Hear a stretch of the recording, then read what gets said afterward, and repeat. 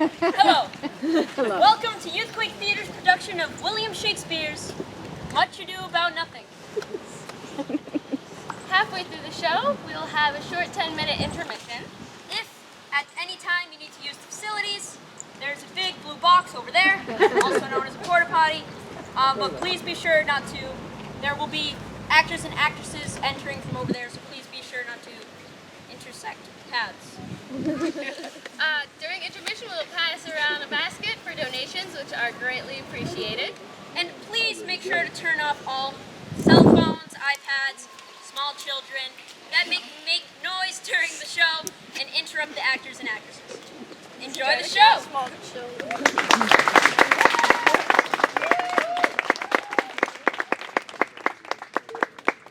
I'm learning this letter that Don Pedro of Aragon comes this night to Messina.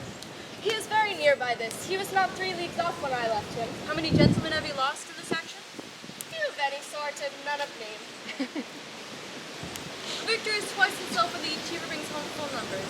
I find here that Don Pedro has bestowed much honor on a young Florentine called Claudio.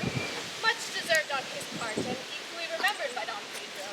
He hath borne himself much beyond the promise of his age, doing, in the figure of a lamb, the feats of a lion.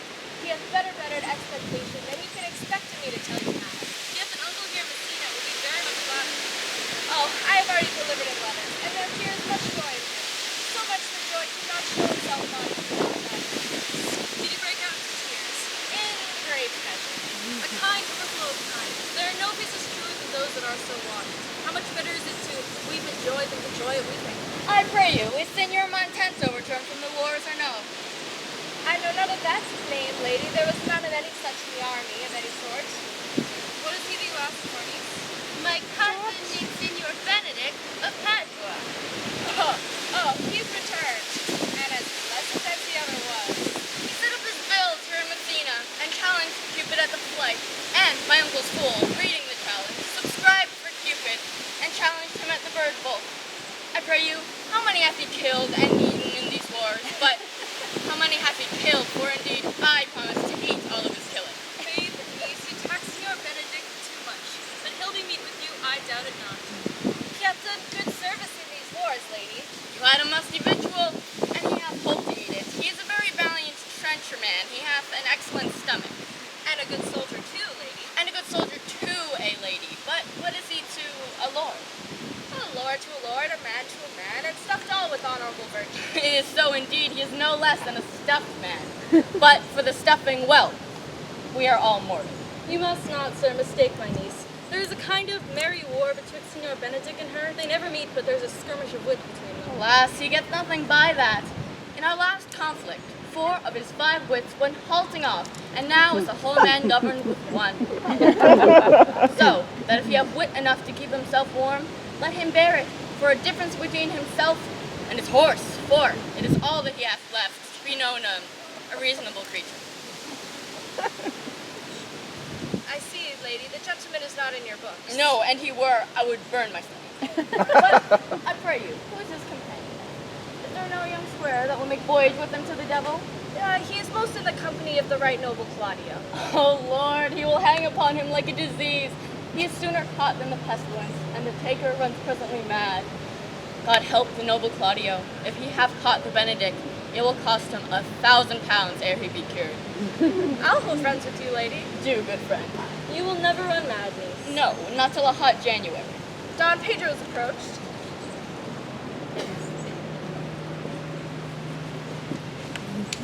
Good Senor Leonardo, you are come to meet your trouble. The fashion of the world is to avoid cost, and you encounter it. Never came trouble to my house in the likeness of your grace. For trouble being gone, comfort should remain. But when you depart from me, sorrow abides and happiness faces you. You embrace your charge too willingly. I think this is your daughter. Her mother hath many times told me so. Were you in doubt, sir, that you asked her? Senor Benedict held for then for you to decide. Truly, the lady fathers herself. Be happy, lady, for you are like an honorable father. If Senor Leonardo be her father, she would not have his head on her shoulders for all Messina, as like him as she is. I wonder that you will still be talking, Senor Benedict. Nobody marks you. What? My dear Lady Disdain, Are you yet living? Is it possible Disdain should die while she has such meat food to feed it as Senor Benedict? Courtesy itself must convert to disdain if you come in her presence. Then is courtesy a turncoat. But it is certain, I am loved of all ladies, only you excepted. And I would I could find it in my heart that I had not a hard heart. For truly, I love none. A dear happiness to women. Never a bellsman troubled with the pernicious suitor. I thank God, and my cold blood, I am of your humor for that. I'd rather hear my dog bark at a crow than a man swear he loves me. God keep your ladyship still in that mind, so some gentleman or other shall scape a predestinate scratch face. Oh, scratching could not make it worse, and 'twere such a face as yours were. Well, you are a rare parrot teacher. A bird of my tongue is better than a beast of yours. I would my horse had the speed of your tongue, and so good a continuer. But keep your ways. In God's name, I've done. You always end with a jade's trick. I know you of old. That is the sum of all, Leonato. Signor Claudio and Signor Benedict, my dear friend Leonato hath invited you all. I tell him we shall stay here at the least a month. He heartily prays some occasion may detain us longer. I dare swear he is no hypocrite, but prays from his heart. If you swear, my lord, you shall not be forsworn. Whether did you welcome, my lord, being reconciled to the prince your brother? I owe you both. And thank you. I am not of many words, but I thank you. Please eat your grace, Leonato. Your hand, Leonato. We will go to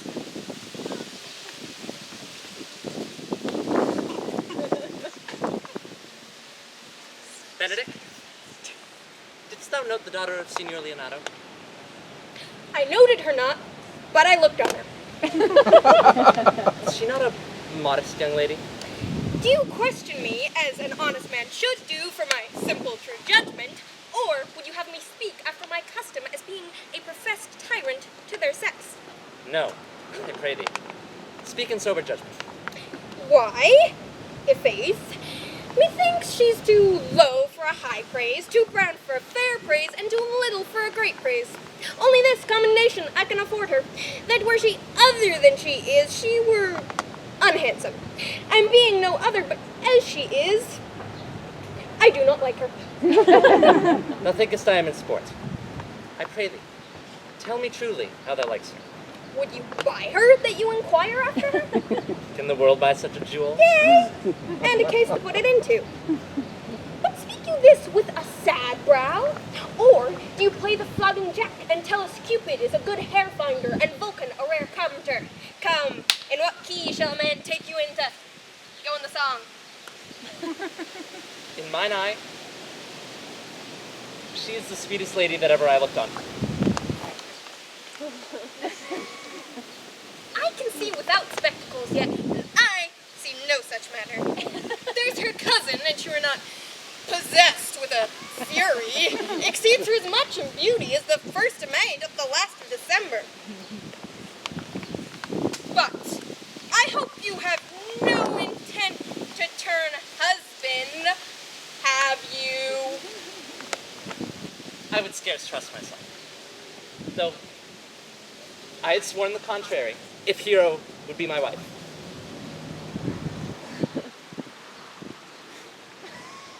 Is it come to this?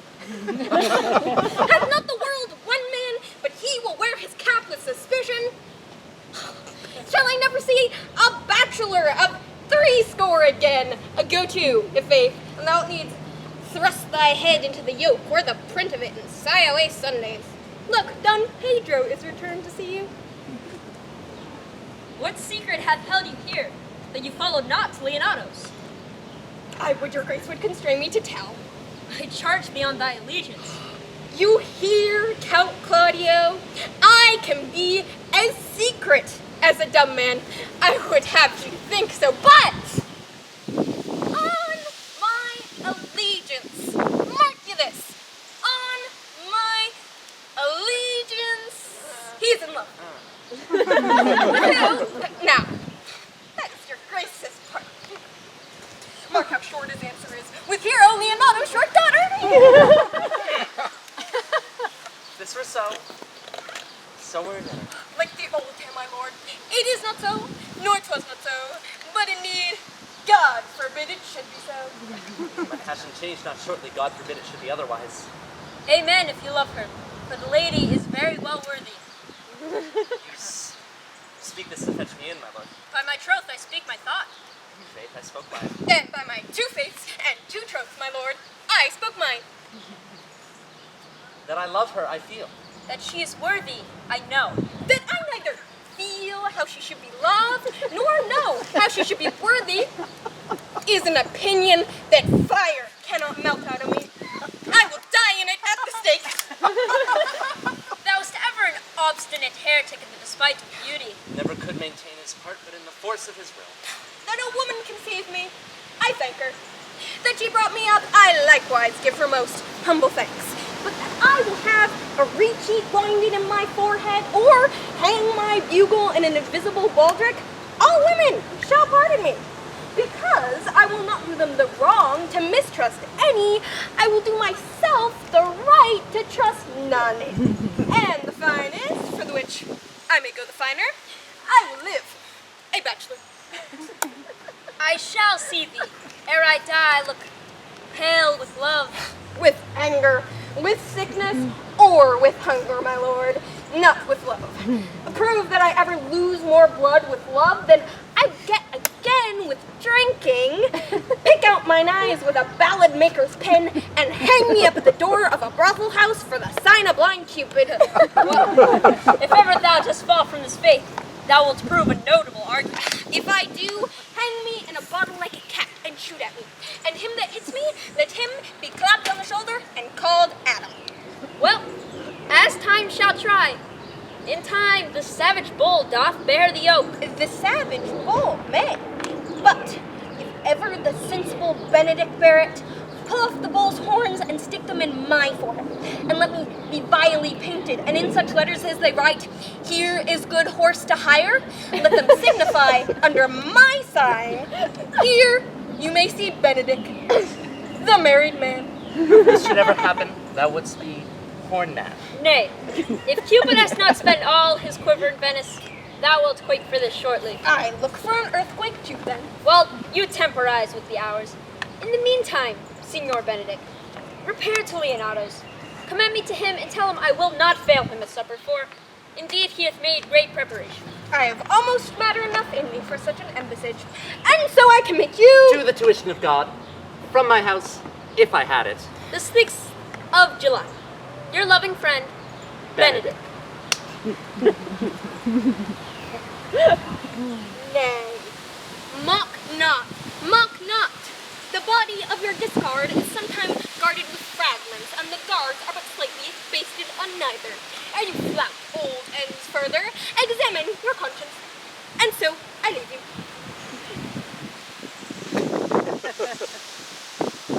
My liege, your highness now may do me good. My love is thine to teach. Teach it but how, and thou shalt see how apt it is to learn any hard lesson that may do thee good. Hath Leonato any son, my lord? No child but Hero. She's his only heir. Dost thou affect her, Claudio? Oh, my lord. When you went onward on this ended action, I looked upon her with a soldier's eye, that liked but had a rougher task in hand than to drive liking to the name of love. But now I am returned, and the poor thoughts have left their places vacant. In their rooms come thronging soft and delicate desires, all prompting me how fair young Hero is, saying I liked her ere I went to wars. Thou wilt be like a lover presently, and tire the hero with a book of words.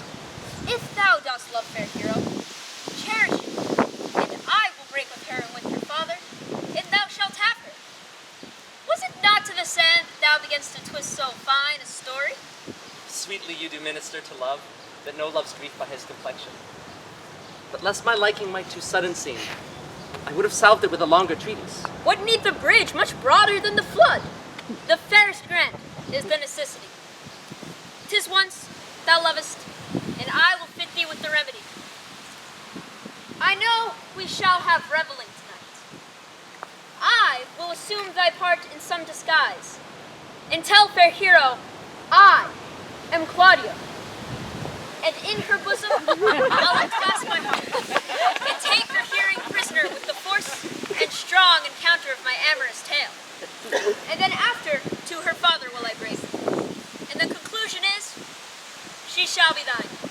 In practice, let us put it presently.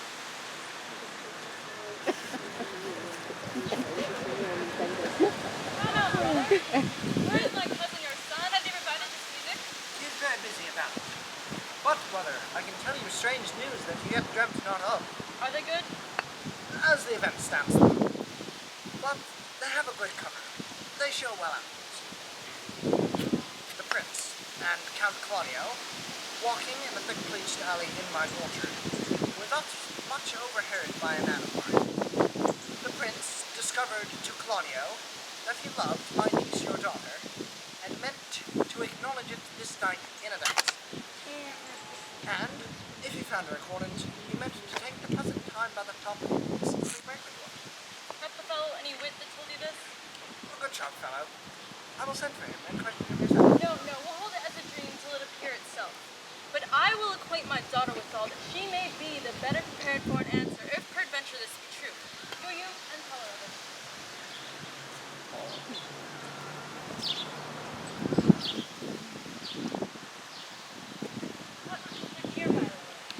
Why are you thus out of measure sad? There is no measure in the occasion that breeds, therefore the sadness is without limit. Should hear reason. And when I have heard it, what blessing brings it? If not a present remedy, then at least a patient sufferance. I wonder that thou, being as thou sayest thou art, born under Saturn, goest about to apply a moral medicine to a mortifying mischief. I cannot hide what I am. I must be sad when I have cause and smile at no man's jests, eat when I have stomach and wait on no man's leisure, sleep when I am drowsy and tend to no man's business, laugh when I am merry and claw no man in his humor. Yea, but you must not make the full show of this, so you may do it without controlment. You have of late stood out against your brother, and he hath taken you newly into his grace. Where it is impossible you should take true root, but by the fair weather you make yourself. It is needful that you frame the season for your own harvest. I had rather be a canker in a hedge than a rose in his grace. And it better fits my blood to be disdained of all than to fashion a carriage to rob love from any. In this, though, I cannot be said to be a flattering, honest man. It must not be denied, but I am a plain-dealing villain. I am trusted with a muzzle and enfranchised with a clog. Therefore, I have decreed not to sing in my cage. If I had my mouth, I would bite. If I had my liberty, I would do my liking. In the meantime, let me be that I am, and seek not to alter me. You make no use of your discontent? I make all use of it, for I use it only. Who is he that comes here? What news, Baraccio?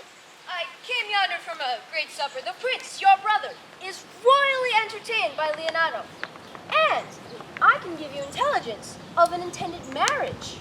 Will it serve for any model to build mischief on?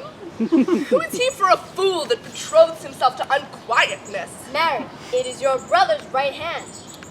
Who? The most exquisite Claudio? Even he. And who? Which way looks he? Marry, on Hero, the daughter and heir of Leonardo. A very forward March chick. How came you of this? Being entertained for a perfumer, I was smoking in a musty room. Comes me, the prince and Claudio, hand in hand in sad conference. I, with me behind the arras, and there heard it agreed upon that the prince should woo Hero for himself, and having obtained her, give her to Count Claudio.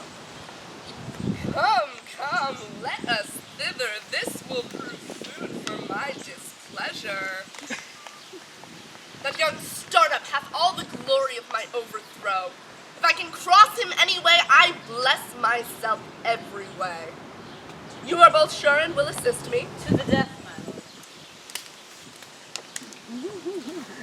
lord. Come, let us go.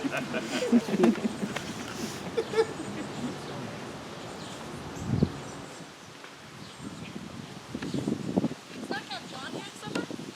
I saw him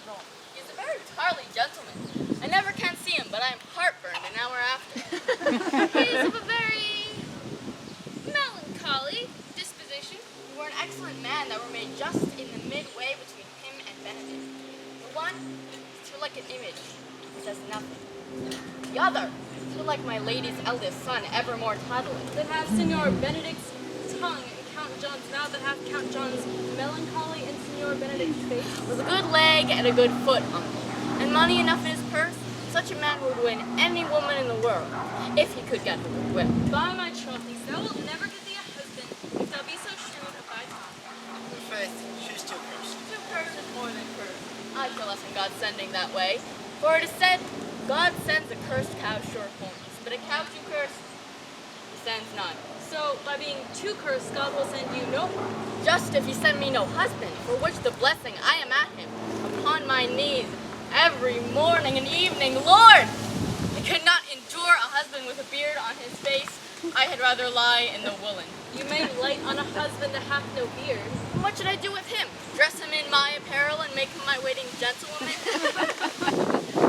He that hath a beard is more than a youth, and he that hath no beard is less than a man, and he that is more than a youth is not for me, and he that is less than a man, I'm not for him.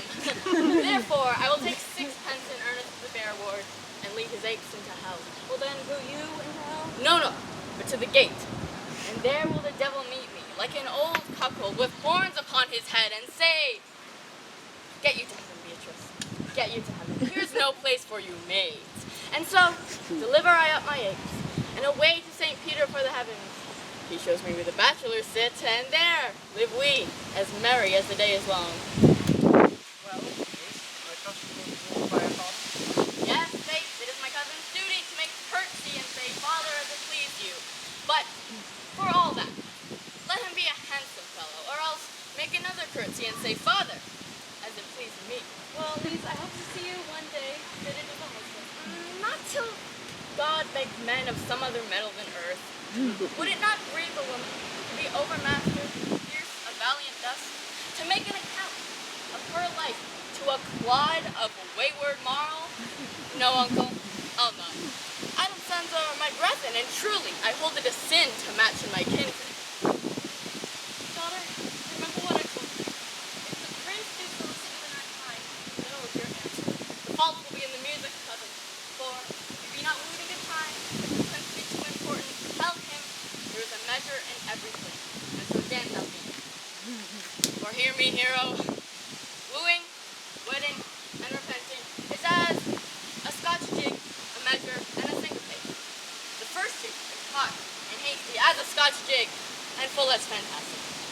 The wedding, mannerly, modest, as a measure, full of state and ancientry, and then comes repentance, and with his bad legs falls into the syncopate faster and faster, until he sink into his grave. Cousin, you apprehend passing shrewdly. I have a good eye, uncle. I can see a church by daylight. The revelers are entering, brother, make good room.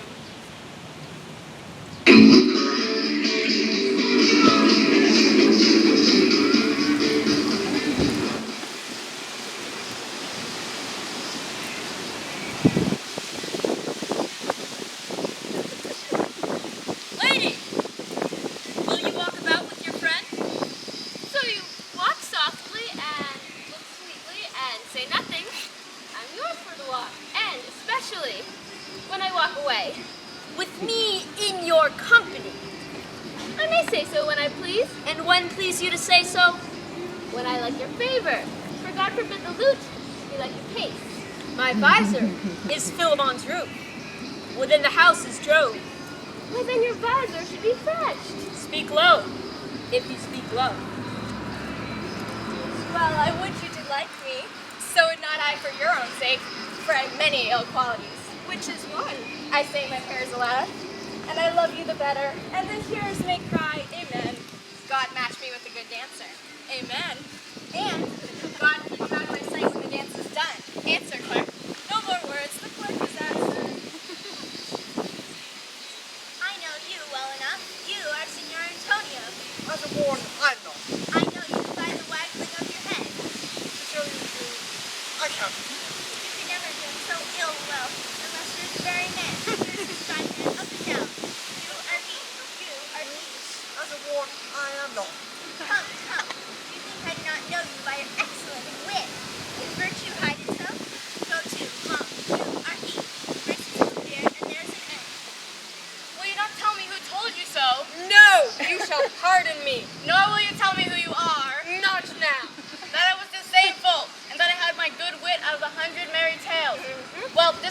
Benedict that said so.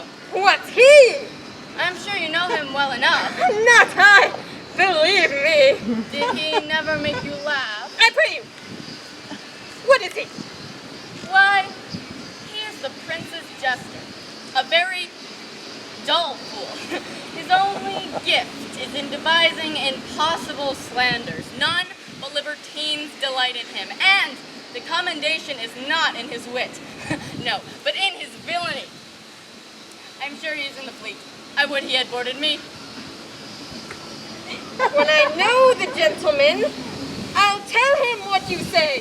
Do. He'll but break a comparison or two on me, which, peradventure not marked nor laughed at, strikes him into melancholy. And there's a partridge wing saved for the fool eaten no supper that night. Come, we must follow leaders. In every good thing. Nay, if they lead to any ill, I will leave them at the next turning.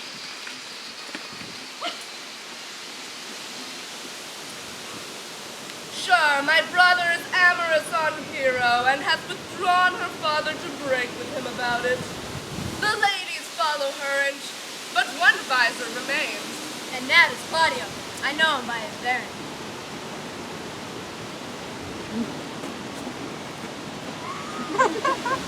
Are you Signor Benedict?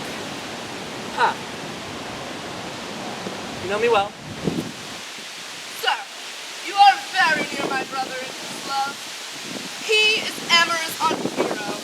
I pray you, dissuade him from her. She has no equal to his birth. You may do the part of an honest man in it. How know you he loves her? I heard him swear his affections. And so did I too. He swore you'd marry her tonight. Come, let us to the banquet.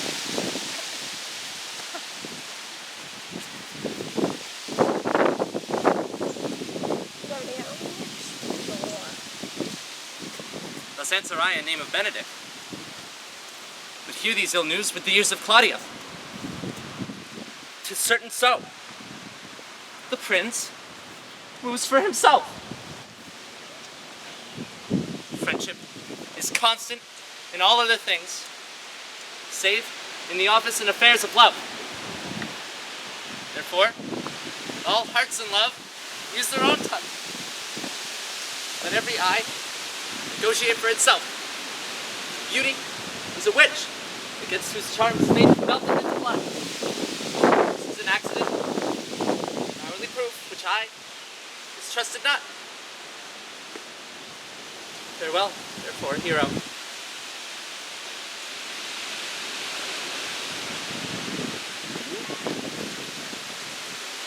Count Claudio!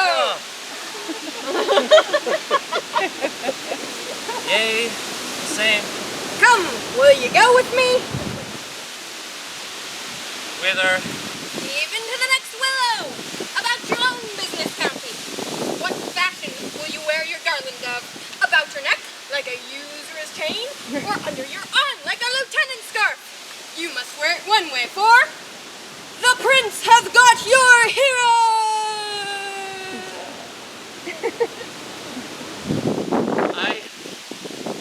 I wish him joy of. Why? That's spoken like an honest Strovier, so they sell gold. But did you think the prince would have served you thus? I pray you leave me. No! No, you strike like the blind man. 'Twas the boy that stole your meat, and you'll beat the post.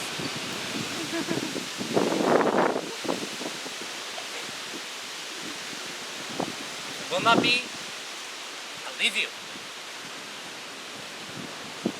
Alas, poor hurt fowl, now will he creep into the sedges. But that my lady Beatrice should know me, and not know me. The prince is full. Huh?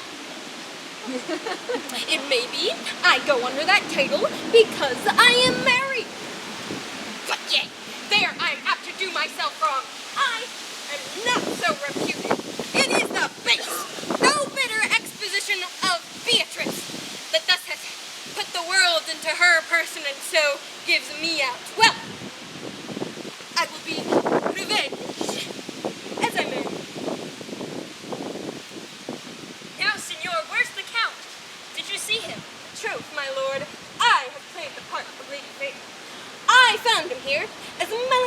as a lodge and a warren. I told him, and I think I told him true, that your grace had got the goodwill of his young lady. And I offered him my company to the willow tree, either to make him a garland as being forsaken, or to bind him up a rod as being worthy to be whipped. To be whipped? What's his fault? The flat transgression of a schoolboy, who, being overjoyed at finding a bird's nest, shows it to his companion, and he steals it. Wilt thou make a trust a transgression? The transgression is in the stealer. Yet, it were not amiss that the rod had been made, and the garland too, for the garland he might have worn himself, and the rod he might have bestowed on you, who, as I take it, have stolen his bird's nest. I will but teach them to sing and restore them to the owner. If you're there singing and for your saying, by my faith, you say honestly. Will Lady Beatrice have the quarrel to you? The gentleman that danced with her told her she is much wronged by you. Oh! She misused me past the endurance of a rock! An oak, but with one green leaf on it would have answered her. My very visor began to assume life and scold with her. She told me, not thinking I'd been myself, that I was the prince's jester. Yeah? That I was duller than an old saw, huddling jest upon jest with such impossible conveyance upon me that I stood like a man at the mark with a whole army shooting at me. She speaks poniards and every word stabs. If her breath were as terrible as her terminations, there would be no living near her. She would infect to the North Star. I would not marry her, though she were endowed with all that Adam had left him before he transgressed. She would have made Hercules have transfigured, yea, and to have cleft his club to make the fire too. Now come, talk none of it. You shall find her infernal aim, good apparel, at which God, some scholar would conjure her. For certainly, while she is here, a man may live as quiet in hell as in a sanctuary, and people sin upon purpose because they would go thither. So indeed, disquiet, horror, and perturbation follows her. Here she comes. Please command me to any service now to the world's end. I will go to the slightest errand. The activity that you advise to send me on. I will fetch you a toothpicker now. From the furthest inch of Asia, bring you the length of Prester John's foot. Fetch you a hair off the great Cham's beard. Do you any embassage to the pygmies rather than hold 3 words conference with this harpy? You have no employment for me? None, but to desire your good company. God, sir, here's the thing. I never got. I cannot endure my lady's tongue.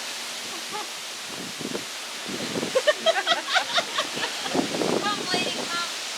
You have lost the heart of Signor Benedict. Indeed, my lord. He lent it me a while, and I gave him use for it. A double heart for his single one. Marry, once before he had wanted to be with false dice. Therefore, your grace may well say I have lost him. You have put him down, lady. You have put him down. So I would not he should do me, my lord, lest I should prove the mother of fools. I have brought Count Claudio, whom you sent me to see. How now, Count? Wherefore are you sad? Not sad, my lord. How then, sick? Neither, my lord. The Count is neither sad, nor sick, nor merry, nor well, but civil, Count. Civil as an orange, and something of that jealous complexion. Faith, lady, I think your blazon to be true. Though, I'll be sworn, if he be so, his conceit is false. Here, Claudio, I have wooed in thy name, and fair hero is won. I have broke with her father, and his goodwill obtained. Name the day of marriage, and God give thee joy. Count, take with me my daughter, and with her my fortunes. His grace hath made the match, and in grace say amen. Speak, Count, 'tis your cue.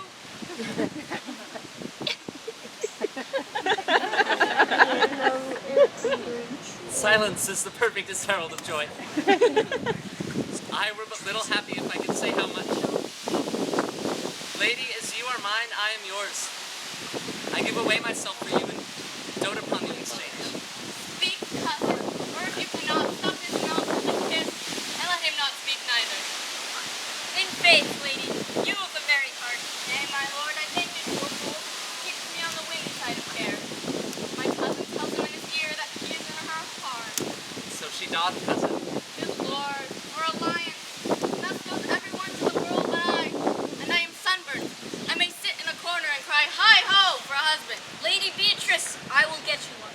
I would rather have one of your father's men. Hath your grace never a brother like you? Your father got excellent husbands, if a maid could come by them. Will you have me, lady?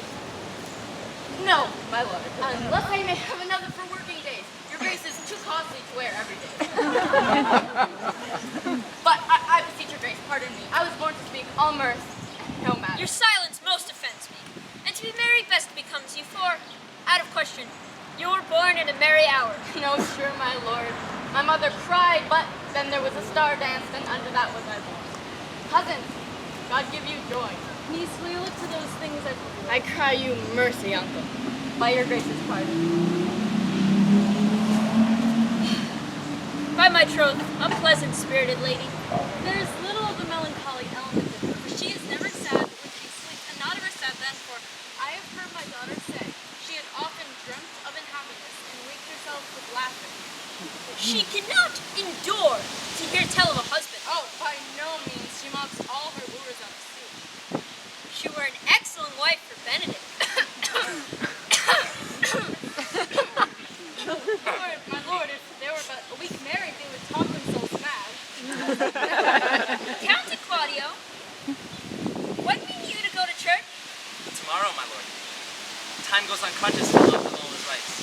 Not until Monday, my dear son, because the time too great to have all things answered, my lord. You shake the head at so long a breathing. But I warrant thee, Claudio, the time shall not go dully by us. I will in the interim undertake one of her lowliest labors, which is to bring the Lady Beatrice and Signor Benedict into a mountain of affection, the one with the other. I would fain have it a match, and I doubt not but to fashion it if you three will but minister such assistance as I shall give thee direction. My lord, I have for you the cost of my lord.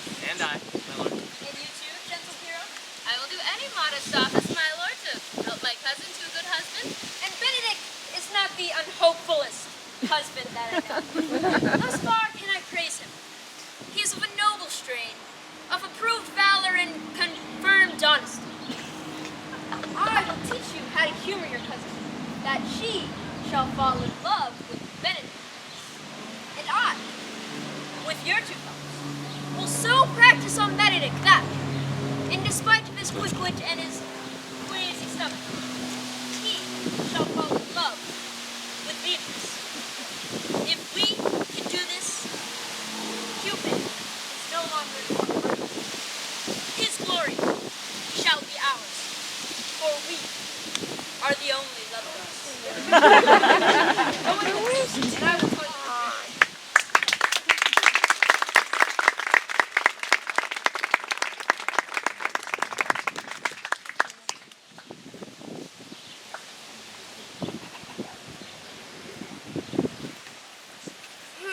It is so. The Count Claudio shall marry the daughter of Leonato. Yea, my lord, but I can cross it. Any bar, any cross, any impediment will be medicinable to me. I am sick in displeasure to him, and whatsoever comes athwart his affection ranges evenly with mine. How canst thou cross this marriage? Not honestly, my lord, but so covertly that no dishonesty shall appear in me. Show me briefly how.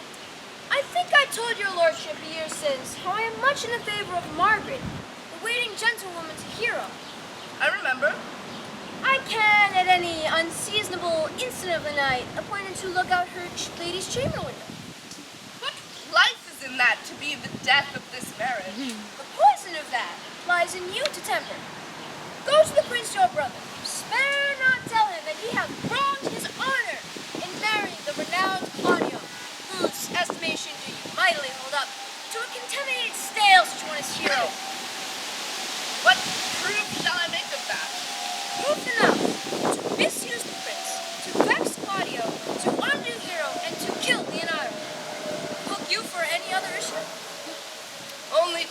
fight them, I will endeavor anything. Go then. Find me a meet hour to draw Don Pedro and Count Claudio alone. Tell them that you know that hero loves me. Intend a kind of zeal both to the prince and Claudio as in love of your brother's honor, who hath made this match and his friend's reputation, and is less likely to be cozened in the semblance of a maid, that you have discovered thus. They will scarcely believe us without trial. Offer them instances, which will bear no less likelihood than to see me at her chamber window. Hear me call Margaret hero, hear Margaret turn me Claudio, and bring them to see this very night before the wedding.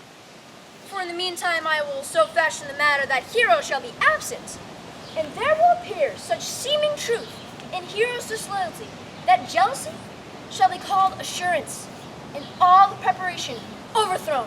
Grow this to what adverse issue it can, I will put it into practice. Be you cunning in the working this, and thy fee is 1,000 ducats. Be you constant in the accusation, and my cunning will not shame you. I will presently go learn their day of marriage.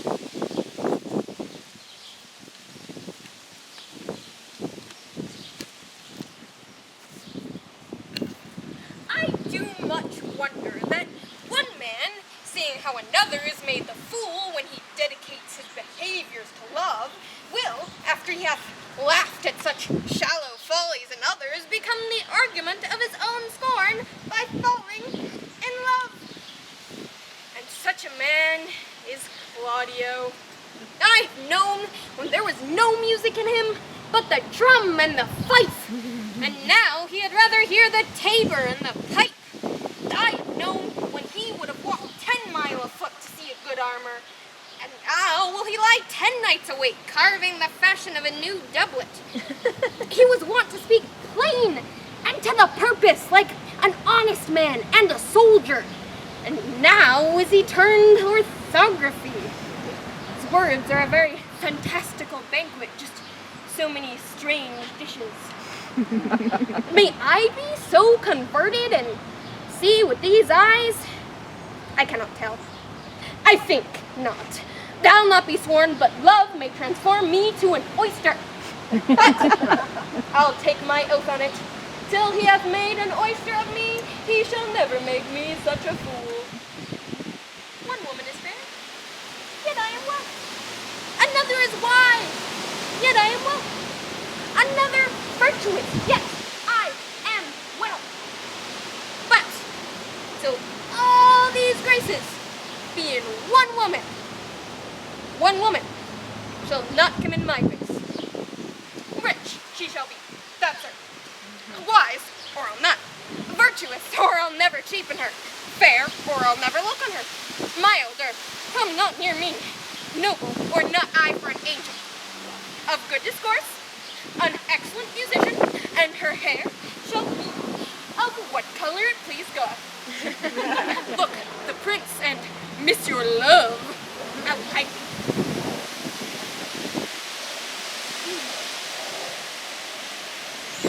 See you where Benedict hath been himself. Very well, my lord. Come hither, Leonardo. What was it you told me of today?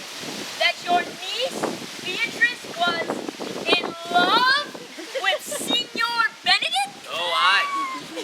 Stop on. Foul sense. I did never think that lady would have loved any man. No, nor I neither. Most wonderful that she should so dote on Signor Benedict, whom she hath in all outward behavior seemed ever to abhor. Is it possible? Since the wind in that corner? By my troth, my lord, I cannot tell what to think of it, but that she loves him with an enraged affection. It is past the infinite of thought. Maybe she doth but counterfeit. Faith, like enough. Oh God, counterfeits. There was never counterfeit of passion came so near the life of passion as she discovers it. Why? What effects of passion shows she? Bait the hook well. This fish will bite. What effects, my lord? She will sit you, you heard my daughter tell you how. She did, indeed. How? How, pray? You amaze me. I would have thought her spirit had been invincible against all assaults of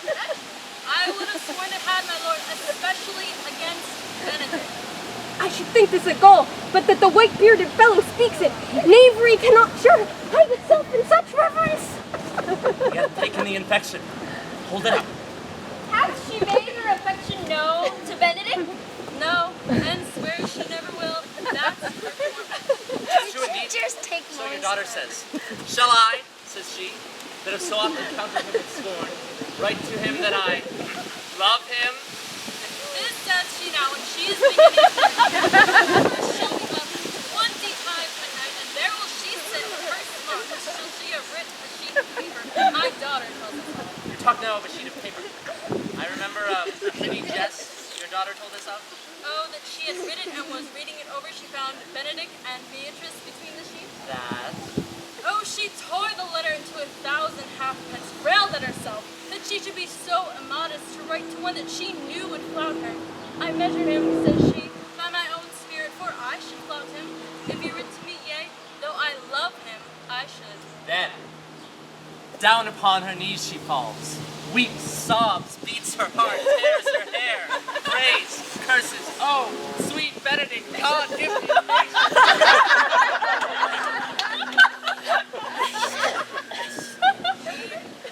Indeed, my daughter says so.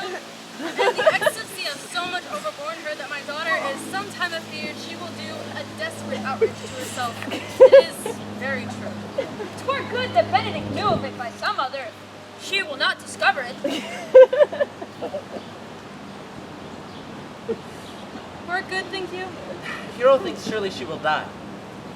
For she says she will die if he love her not, and she will die ere she make her love known, and she will die if he woo her rather than bate one breath of her accustomed crossness. She doth well.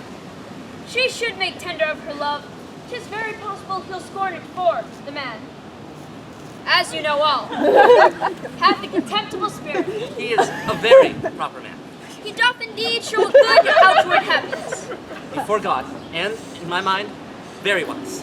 He doth indeed show some sparks that are like wit. And I take him to be valiant. As Hector, I assure you. And in the managing of quarrels, you may say he is wise, for he either avoids them with great discretion, or undertakes them with the most Christian-like fear. He must necessarily keep peace. If he break the peace, he ought to enter into a quarrel with fear and trembling. And so will he do, for the man doth fear God. Howsoever, it seems not in him by some large jest he will make. Well, I am sorry for your niece. Shall we go seek Benedict and tell him of her love? No. Never tell him. Let her wear it out with good counsel. Nay, that's impossible. She may wear her heart out first. Well, we will hear further of it by your daughter. Let it cool the while. I love Benedict well, and I wish he could modestly examine himself to see how much he is a worthy, good lady. My lord, will you off? Dinner is ready. If you do not dote on her upon this, I will never trust my expectations. Let's just say then, spread for her. And your daughter is just scornful me when one holds an opinion of another's children and no child. That's the scene I will see, which will merely be a dumb show. Let us send her call him in to dinner.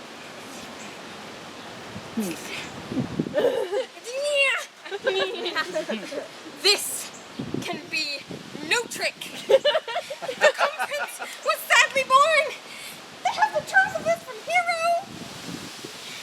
They seem to pity the lady. It seems her affections have their full vent.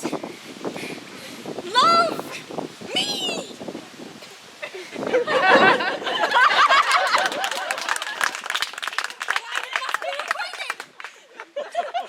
I hear how I am censured. They say I will bear myself proudly if I perceive the love come from her. They say too that you will rather die than show any signs of affection. Me! I did never think to marry. I must not seem proud. Happy are they that can hear their detractions and put them to mending. They say the lady is fair. 'Tis a truth. I can bear them witness. And virtuous 'tis so. I cannot reprove it. And wise, but for loving me.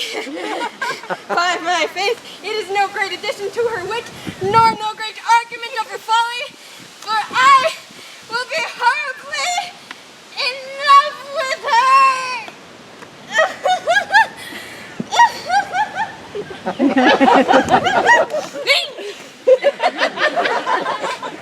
And perchance have some odd quirks and remnants of wit broken upon me, because I have railed so long against marriage. But doth not the appetite alter? A man loves the meat in his youth he cannot endure in his age. Shall quips and sentences and these paper bullets of the brain bar a man from the career of his humor? No. The world must be peopled. When I said that I would die a bachelor, I did not think that I should live till I were married. Here comes Beatrice. I mistake, she's married. Some marks of love there.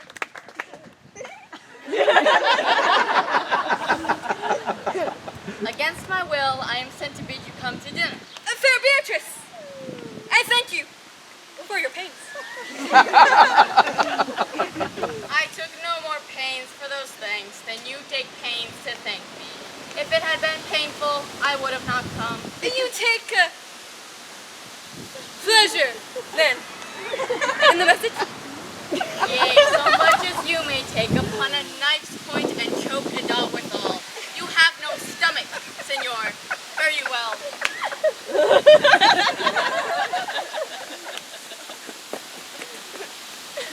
Against my will, I am sent to bid you to come into dinner. There's a double meaning in that. I took no more pains for those things than you took pains to thank me. Why, that's as much as to say, any pains I take for you is as easy as thanks.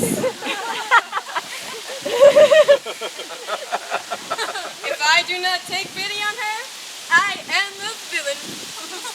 If I do not love her, I am a fool. I will go get her picture.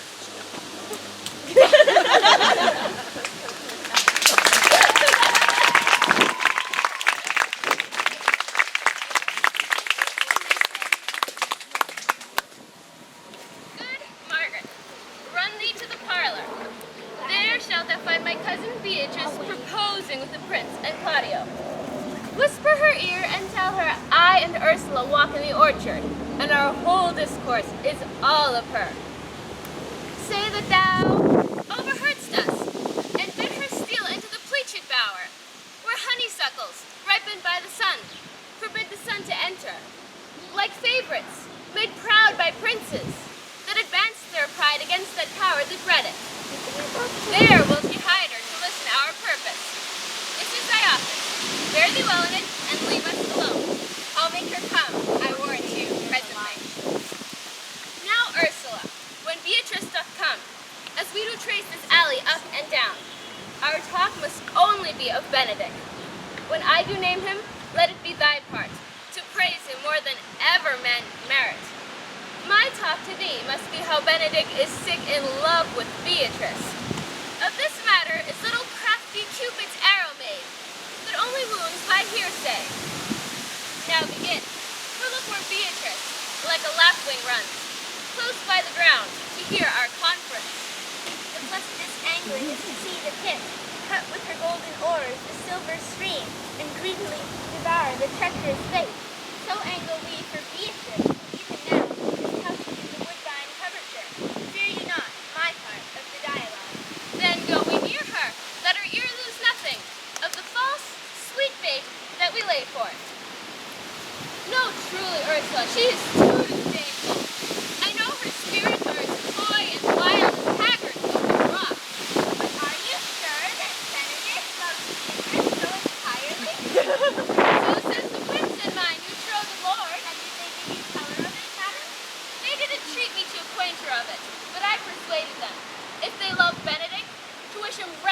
affection, and never to let Beatrice know of it.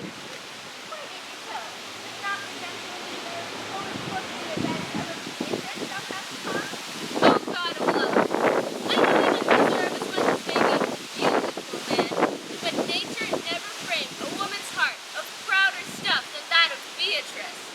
Disdain and scorn, red sparkling in her eyes, misprizing what they look on, and her wit values itself so highly that to her all matter else seems weak. She cannot love, nor take no shape nor project of affection. She is so self-endeared. Sure, I think so. Therefore, certainly we're not going to love, but to make sport at it. Why, you speak truth. I never yet saw man. How wise, how noble, young, how rarely featured, but she would spell him backward. If fair-faced, she would swear the gentleman should be her sister. If black, by nature, drawing of an antique, made of foul blot. If tall, a lance ill-headed. If low, an agate very vilely cut. If speaking, why a vein blown with all winds. If silent, why a block moved with none. So turns she every man the wrong side out, and never gives to truth and virtue that which simpleness and merit purchaseth. Sure, such carping is not commendable. No, not to be so odd, and from all fashions as Beatrice's cannot be commendable. But who dare tell her so? If I should speak, she would mock me into air. Oh, she would laugh me out of myself, press me to death with wit. Therefore let Benedict, like covered fire, consume away inside, waste inwardly. It were better death than die with mocks, which is as bad as die with tickling. Yet tell her of it. Hear what she will say. No, rather I will go to Benedict and counsel him to fight against his passion. And truly, I'll devise some honest slanders to stain my cousin with. One doth not know how much an ill word may empoison liking. Oh, do not do your cousin such a wrong. She cannot be so much without true judgment, having so swift and excellent a wit as she is prized to have, as to refuse so rare a gentleman as Signor Benedict. He is the only man of Italy. Always accepted, my dear Claudio. I pray you be not angry with me, madam, speaking my fancy. Signor Benedict, for shape, for bearing, argument, and valor, goes foremost in report through Italy. Indeed, he hath an excellent good name. His excellence did earn it ere he had it. When are you married, madam? Why, every day. Tomorrow. Come, go in. I'll show thee some apparel, and have thy counsel which is the best to furnish me tomorrow. She's limed, I warrant you. We have caught her, madam.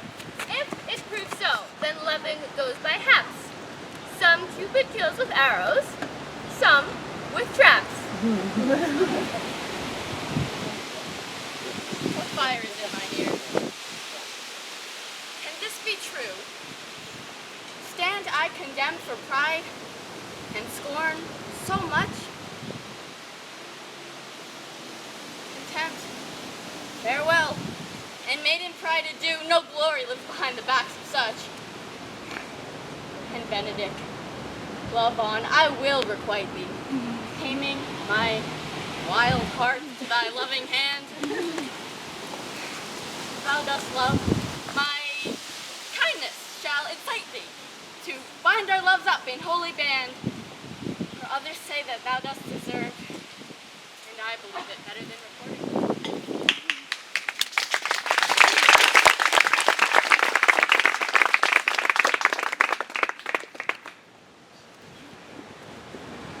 I do but stay till your marriage be consummate.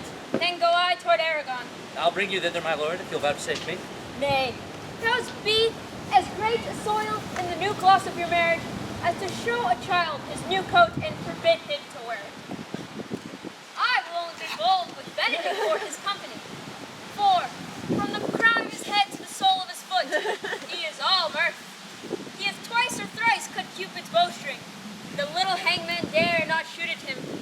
His heart is as sound as a bell, and his tongue is the clever. For what his heart thinks, his tongue speaks. Gallants, I am not as I have been. So say, I methinks you are sadder. I hope he be in love. Hang him, Trud. There's no true drop of blood in him to be truly touched with love. If he be sad, he wants money.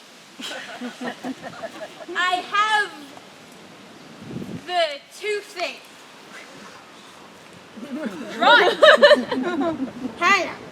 You must hang it first and draw it afterwards. What? Sorry for the toothache. Will everyone can master grief but he that has it? Yet say I, he's in love. There is no appearance of fancying him, as you would have it appear here. If he be not in love with some woman, there is no believing old signs. He brushes his hat o' mornings. What should that bode? He rubs himself with civet. Can you smell him out by that? That's as much to say, the sweet youth's in love. The greatest note of it is his melancholy. Yes, and his jesting spirit, which is now crept into a looped string and now governed by stops. Indeed, that tells a heavy tale for him. Conclude, conclude. He is in love. But I know who loves him. That would I know too. And I warn one that knows him not. And his ill conditions, and, in despite of all, dies for him. She shall be buried with her face upwards. Yet is this no charm for the toothache? Walk aside with me. I have studied 2 or 3 wise words to speak with you, which these hobby horses must not hear.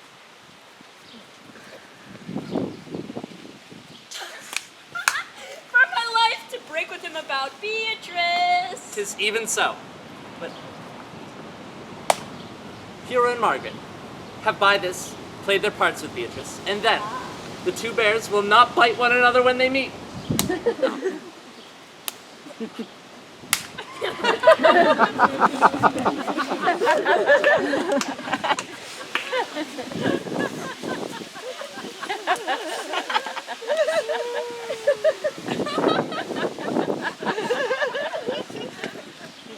My lord and brother, God save you.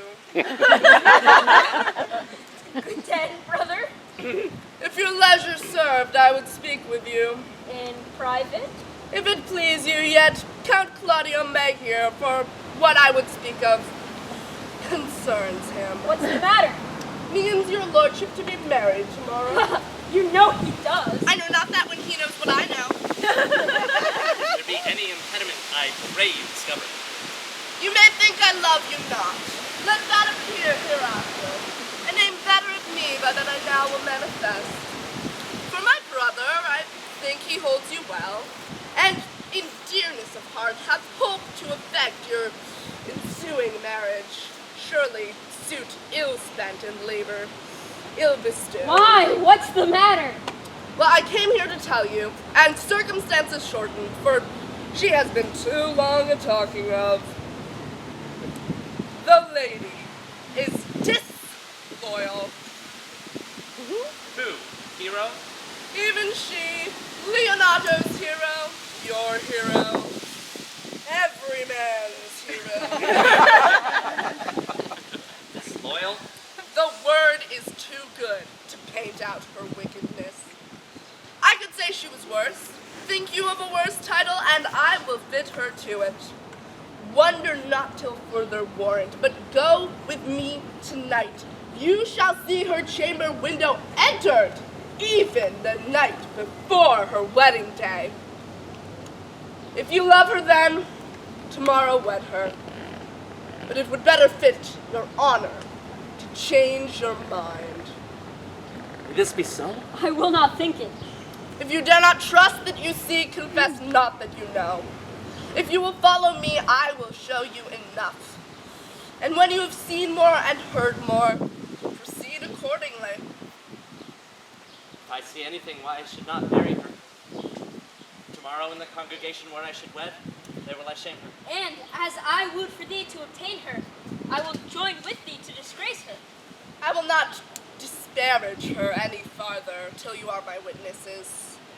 Bear it coldly till midnight, and let the issue show itself. O day a tordily turn. O mischief strangely thwarting. O plague right well prevented, or so you will say, when you have seen the sea.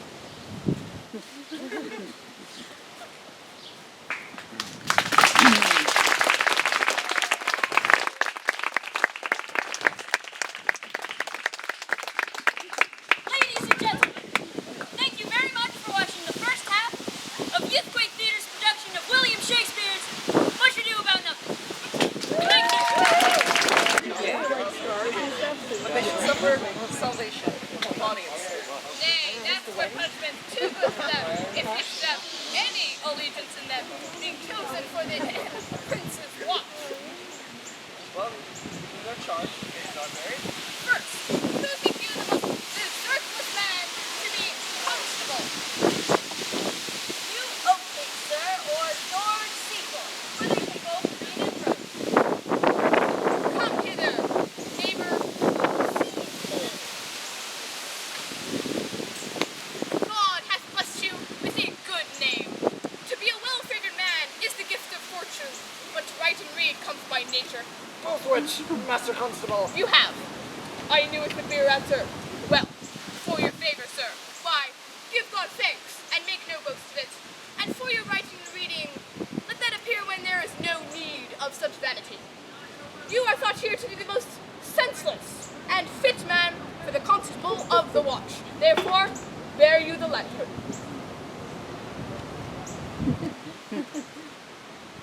This is your charge.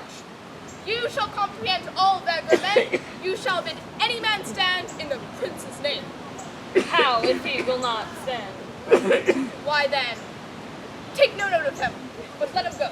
And presently call the rest of the watch together, and thank God you are rid of a knave. If you will not stand when he has been, he is none of the prince's subjects. True. And you are to meddle with none but the prince's subjects. You shall also make no noise in the streets, for the watch to babble and to talk is most tolerable and not to be endured. We would rather sleep than talk. We know what belongs to a watch. Why, you speak like an ancient and most quiet watchman, for I cannot see how sleeping should offend. Only have a care your bills be not stolen. Yeah. You shall also call at all the alehouses and bid those that are drunk get them to bed. How if they will not? Why then? Let them alone till they are sober. If they meet you not the better answer, you may know that they are not the man you took them for. Well, sir. If you meet a thief, you may suspect him, by virtue of your office, to be no true man. And for such kind of men, the less you meddle or make with them, why, the more is for your honesty. Well, if we know him to be a thief, shall we not lay hands on him? Truly, by your office, you may. But I think that the best way, if you do take a thief, is to let himself show what he is, and steal out of your company. You have been always called a merciful man, partner. Truly, I would not hang a dog by my will, much more a man who hath any honesty in him.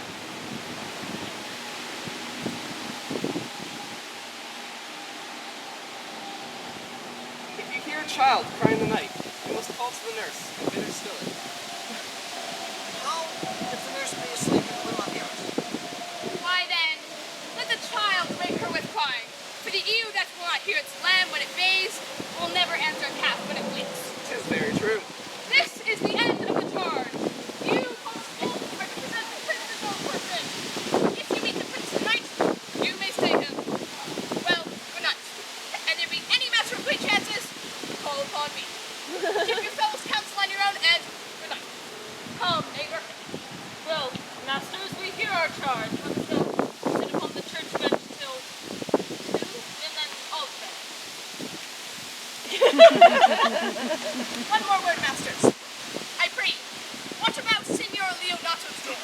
For the wedding being there tomorrow, there is great toil tonight. Adieu! Be vigilant! I beseech you!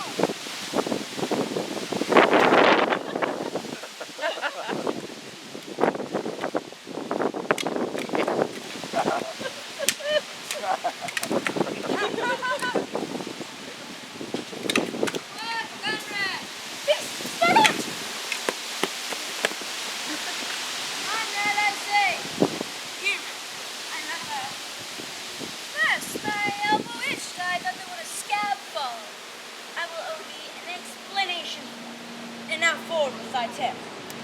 Therefore, know that I have earned of Don John 1,000 ducats. Is it possible any villain would be so near? Thou shouldst rather ask if any villain be so rich. For when the rich villains have need of the poor ones make what price they will. I wonder at it. That shows that thou art unconfirmed. Thou knowest that the fashion of a doublet or a hat or a cloak is nothing to men. It is apparel. I mean, the fashion. Yes, the fashion is the fashion. Tush, I may as well say the fool's a fool. But seest thou not what a deformed thief this fashion is? I know that deformed. He's been a vile thief for 7 years and goes up and down like a gentleman. I remember. Didst thou hear somebody? No. What's the band on the house? Seest thou not, I say, what a deformed thief this fashion is? How giddily it turns about all the hot buds between 14 and 5 and 30. Sometimes like the Pharaoh soldiers in the Riki painting. Sometimes like the God bells priests in the old church window. Sometimes like the shaven Hercules in the worm-eaten tapestry, or his card priests as fast as his clay. All this I see, and I see that the fashion wears out more apparel than man. But art not thou thyself fitted to fashion, that thou hast shifted out of telling thy tale into telling me of the fashion? Not so nice. But know that I have tonight wooed Margaret, the waiting gentlewoman to Hero by the name of Hero. She leads me out in her mistress's chamber, bids me 1,000 times good night. I tell this tale vilely. I should first tell thee how the prince, Count Claudio, and my master, plotted and planted and possessed by my master Don John, saw from afar this amiable Thought the Margaret was Hero? Two of them did, the prince and Claudio, but the devil my master knew she was Margaret, partly by his oaths which first possessed them, partly by the dark night which did deceive them, but chiefly by my villainy, which did confirm any slander Don John made. Away when Claudio enraged, swore he would meet her as was appointed, and before the whole congregation shame her with what he saw o'ernight, and send her home without a husband. We charge you in the prince's name! Stand!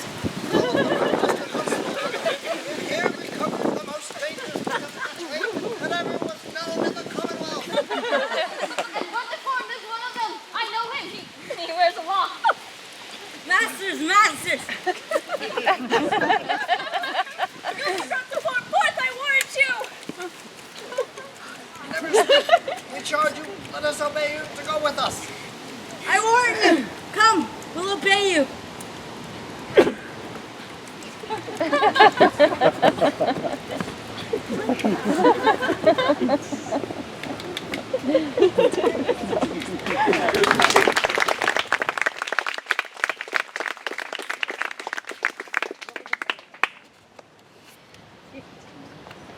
Good Ursula, go wake my cousin Beatrice and desire her to rise. I will. And bid her come hither. Well, Troth, I think your other rabbito were better. No, prithee, good Meg, I'll wear this. By my troth's not so good, and I warrant your cousin will say so. My cousin's a fool, and thou art another. I'll wear none but this. I like the new tire within excellently, if the hair were a thought browner. And your gown's a most rare fashion, i' faith. God give me joy to wear it, for my heart is exceeding heavy. 'Twill be heavier soon by the weight of a husband. Fie upon thee, art not ashamed? Of what, lady? Of speaking honorably? Is not marriage honorable in a beggar? Is not your lord honorable without marriage? I think you'll have me say, saving your reverence, a husband, and bad thinking do not rush your speaking, I'll offend nobody. Is there any harm in the heavier for a husband? None, I think. And it be the right husband and the right wife, and then 'tis light and not heavy. Ask my lady Beatrice else, here she comes. Good morrow, cuz. Good morrow, sweet hero. Why, how now? You speak in the sixth tune? I am out of all other tunes, methinks. Pass into light of love. There goes without a burden. Do you sing it, and I'll dance it. Yea, light of love, with your heels. Then, if your husband have stables enough, you shall see he lack no barns.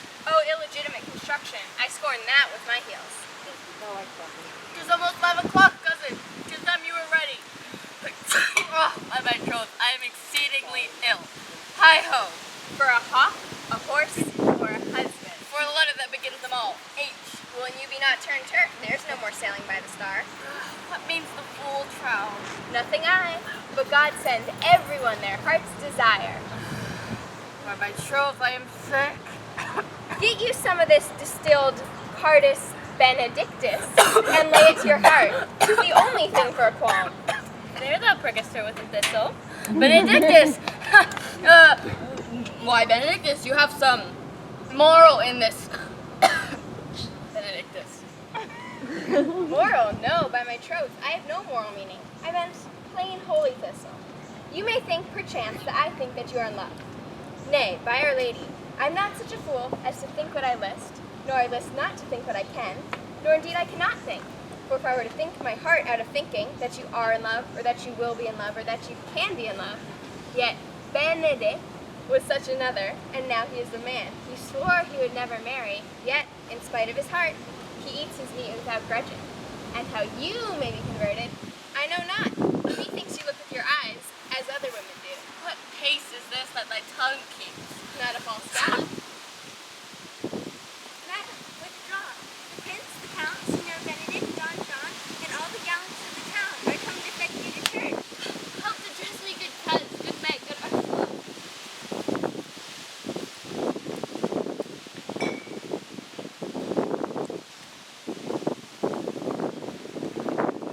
What would you with me, honest neighbor? Mary, we would have some confidence with you that discerns you nearly. Brief, I pray, for you see, it is a busy time with me. Mary, this it is, sir. Yes, that it is, sir. What is it, my good friends? Goodman Burgess, sir, speaks a little off the matter. An old man, sir, and his lips are not so blunt as, God help, I would desire they were. But, in faith, true as the skin between his brows. Yes, I thank God that I'm as honest as any man living. That is an old man and no honester than I. Comparisons are odious. Telegraphs, neighbor Burgess. Neighbors, you are tedious. It pleases your worship to say so, but we are the poor duke's officers. But if I were tedious as a king, I could find it in my own heart to bestow it all on your worship. Although tediousness on me, Yea, and 'twere 1,000 pound more than 'tis. For I hear as good exclamation on your worship as any man in the city. And though I am but a poor man, I am glad to hear it. And so am I. I would fain know what you have to say. Nay, sir. Our watch tonight, accepting your presence, have taken a couple of as errant knaves as any in the scene. A good old man, sir, he will be talking, as they say, when the age is in, the wit is out. God help us, it is a world to see. Well said in faith, neighbor Burgess, and 2 men riding a horse, one must ride behind. Well, God is to be worshipped. All men are not alike, alas, good neighbor. Indeed, neighbor, he comes too short of you. Gifts that God gives. I must leave now. One word, sir. Our watch have indeed comprehended 2 auspicious persons, and we would have them here examined before your worship. Take their examination yourself and bring it me. I am now in great haste, as it may appear unto you. It shall be sufficient. Drink some wine ere you go. Fare you well. My lord, they stay for you to give your daughter to her husband. I'll wait upon them. I am ready. Go, good neighbor, go. Get you to Francis C. Cole. Bid him bring his pen and inkhorn to the jail. We are now to examination these men. And we must do it wisely. We will spare for no wit, I warrant you. Here's that will drive some to a non-com. Only get the learned writer to set down our excommunication and meet me at the jail. Come,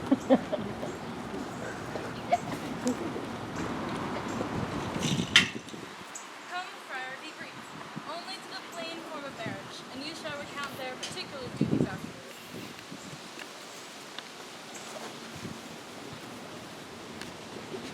My lord, you come hither to marry this lady? No.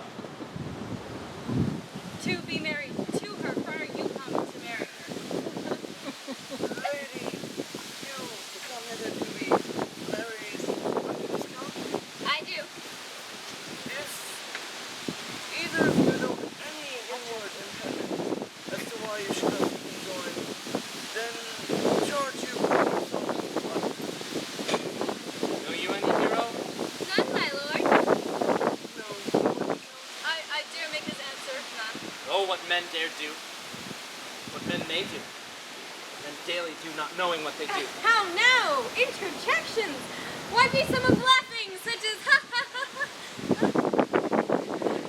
Friar, stand thee by. Father, by your leave, will you, the free and unconstrained soul, give me this maid, your daughter? As freely, son, as God did give her me. What have I to give you back whose worth may counterpoise this rich and precious gift? Nothing! Unless you render her again. Sweet prince, you learn me noble thankfulness.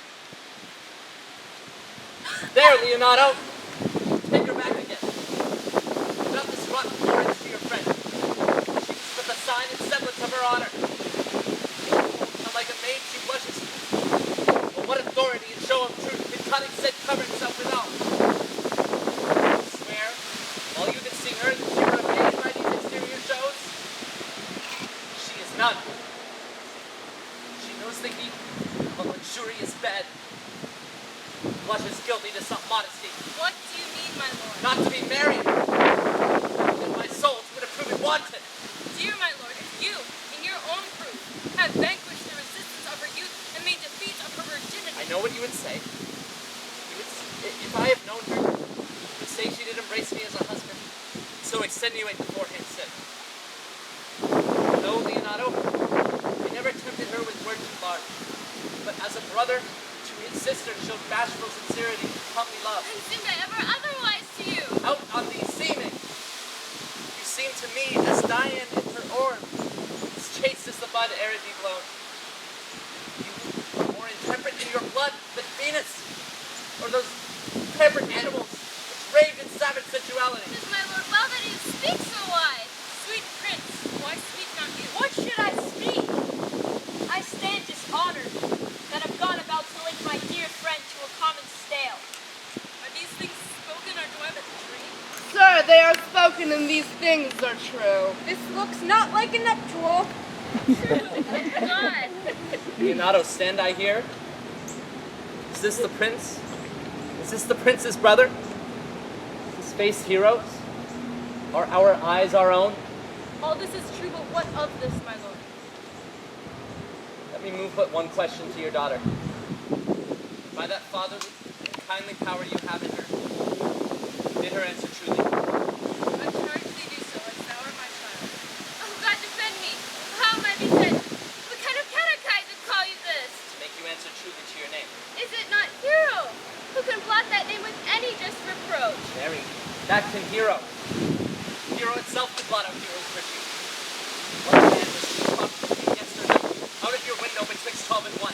Now, if you are a maid, answer to this.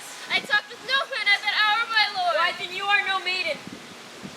Leonardo, I am sorry you must hear. Upon mine honor, myself, my brother, and this grieved count did see her. Hear her at that hour last night talk with the ruffian at her chamber window.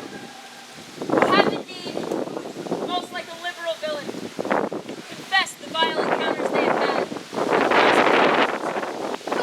Fie, these things are not to be named, my lord, not to be spoken of.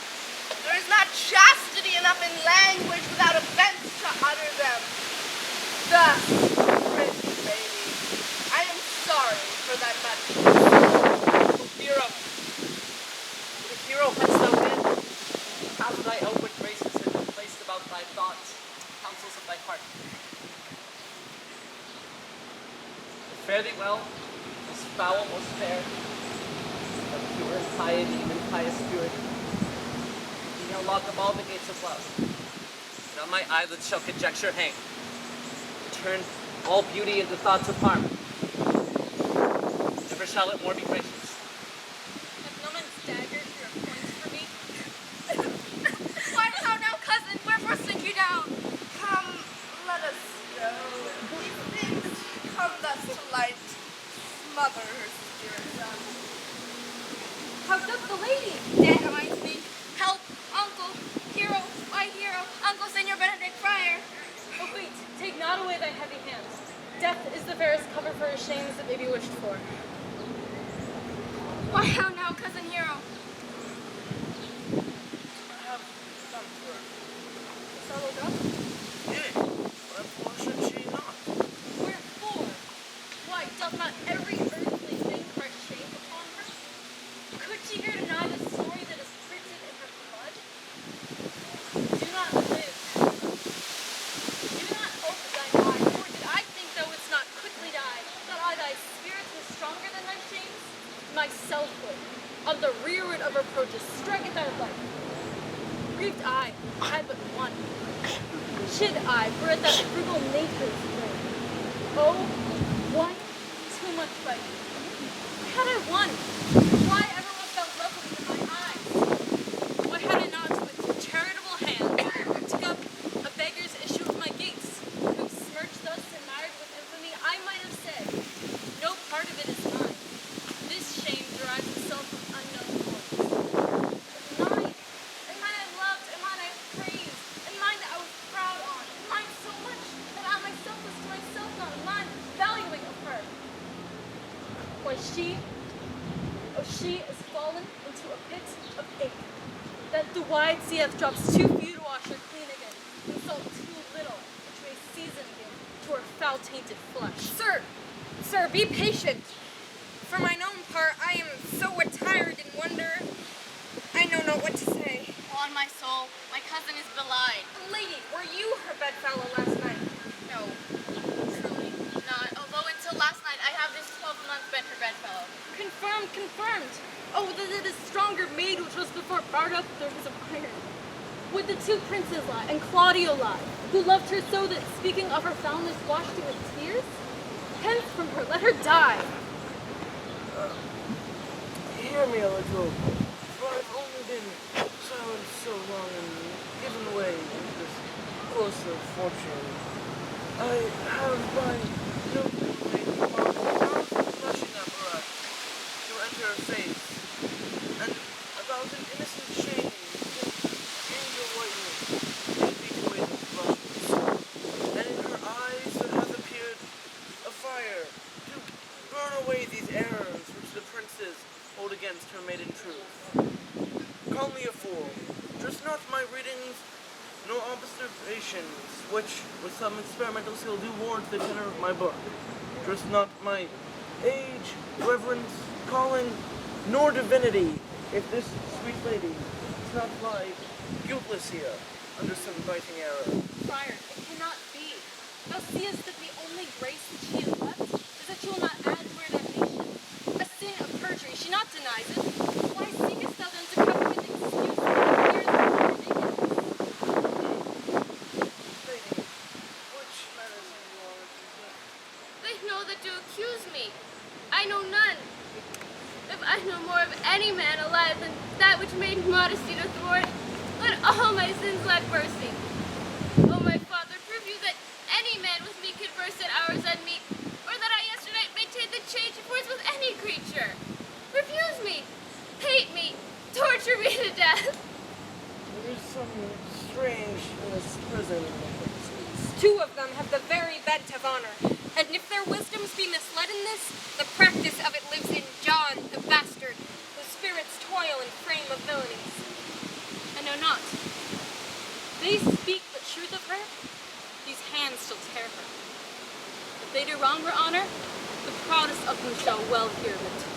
Time hath not yet so dried this blood of mine, nor age so eaten my invention, nor fortune made such havoc of my means, nor my bad life hurt me so much of friends, but they shall find, awakened in such a kind, both strength of limb and policy of mind, ability and means and choice of friends to quit me of them thoroughly.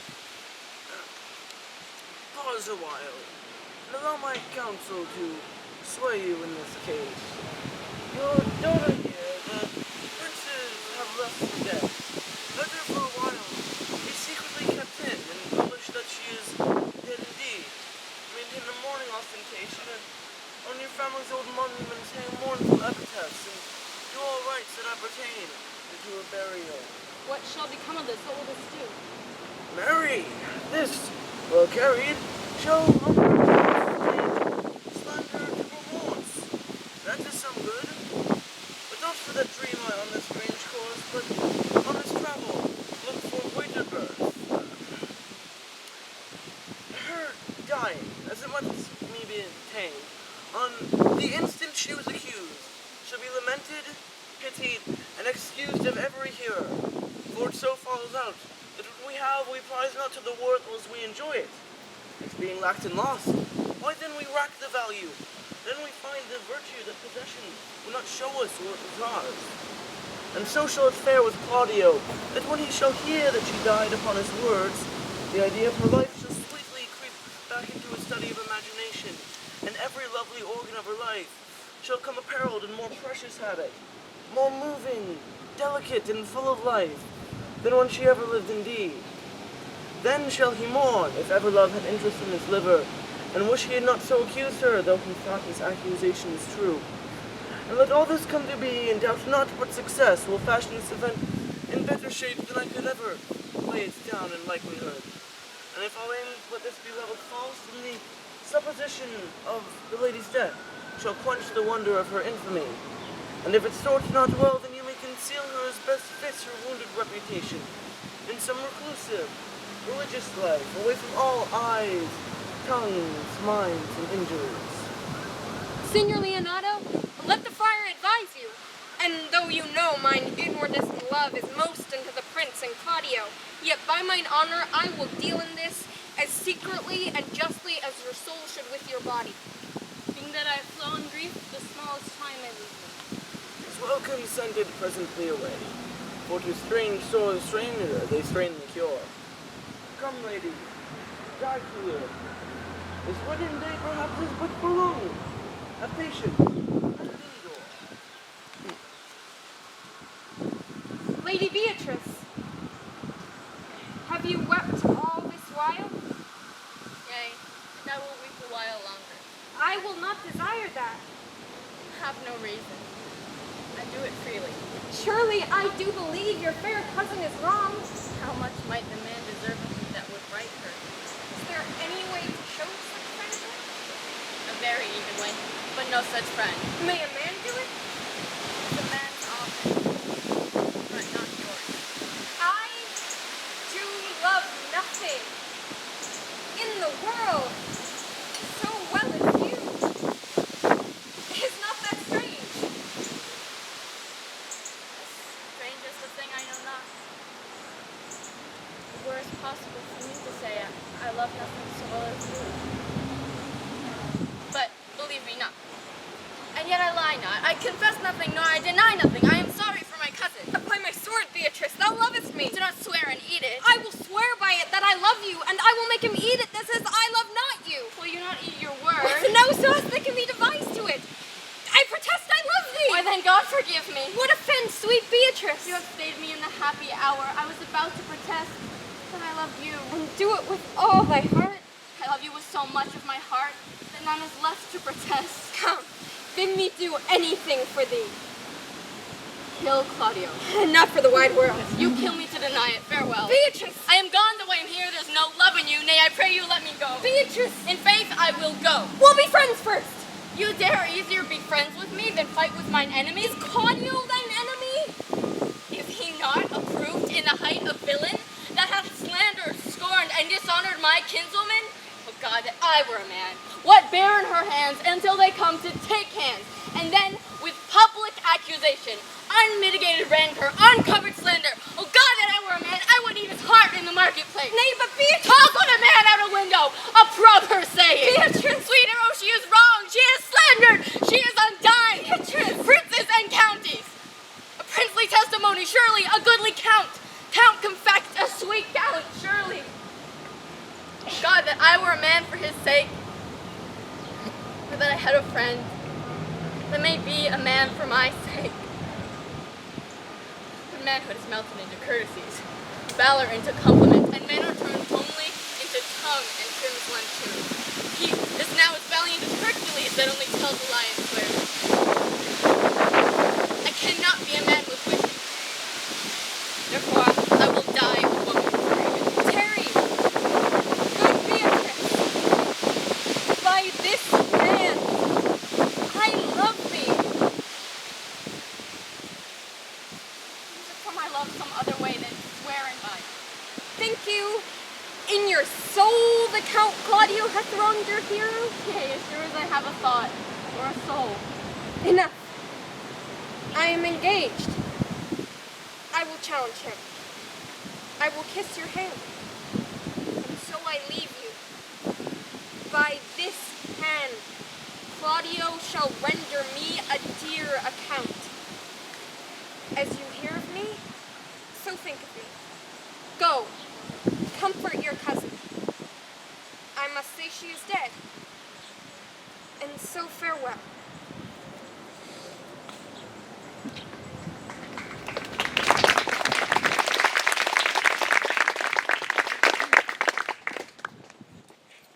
Is our whole dissembly appeared? Oh, a stool and a cushion for the sexton.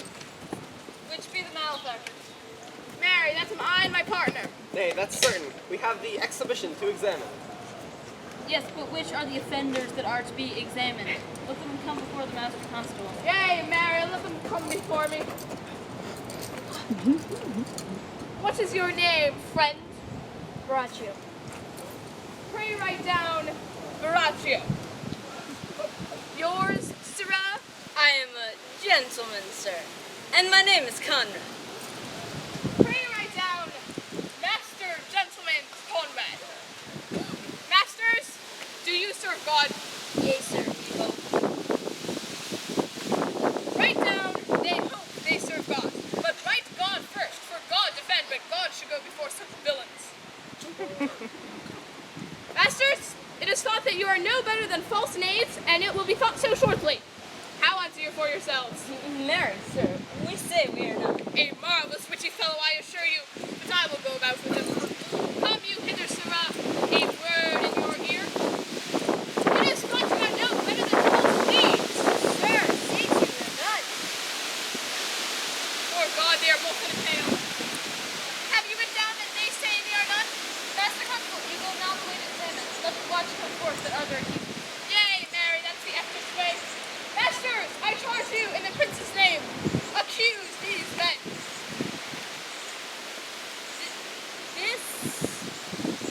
This man said, sir, that Don John, the prince's brother, was a villain. Write down Prince John a villain. Why, this is flat perjury to call prince's brother villain. Master Constable. Pray thee, fellow peace, I do not like thy look, I promise thee. What heard you him say? Mary, that he had received 1,000 ducats of Don John for accusing the lady hero wrongfully. Flat burglary as ever was committed. Yea, by mass, that it is. And the Count Claudio did intend, upon his words, to disgrace Hero in front of the whole assembly and not marry her. What else, fellow? Oh, thou This is villain, thou wilt be condemned to everlasting redemption for that. Well, masters, this is more than you can deny. Prince John is this morning fled, and Lady Hero, in this manner accused, in this very manner refused, and upon the grief of this suddenly died. Master Constable, let these men be browned, and brought to Leonato's I will go before and show him their examination.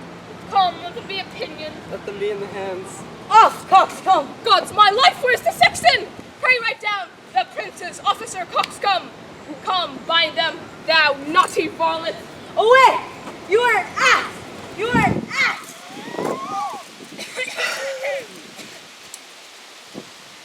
Dost thou not suspect my years? Dost thou not suspect my place? Oh, that he were here to write me down an ass. But masters, yet do not forget that I am an ass. Though it not be written down, forget not that I am an ass. No, thou villain, thou art full of piety, and shall be proved upon thee by good witness. I am a wise fellow, and which is more a householder, and which is more an officer, and which is more as pretty a piece of flesh as any is in Messina, and one that knows the law, go to, and one that hath had losses, go to, and a rich fellow enough, and one that knows the law. Bring them away. Oh, that I had been writ down an ass.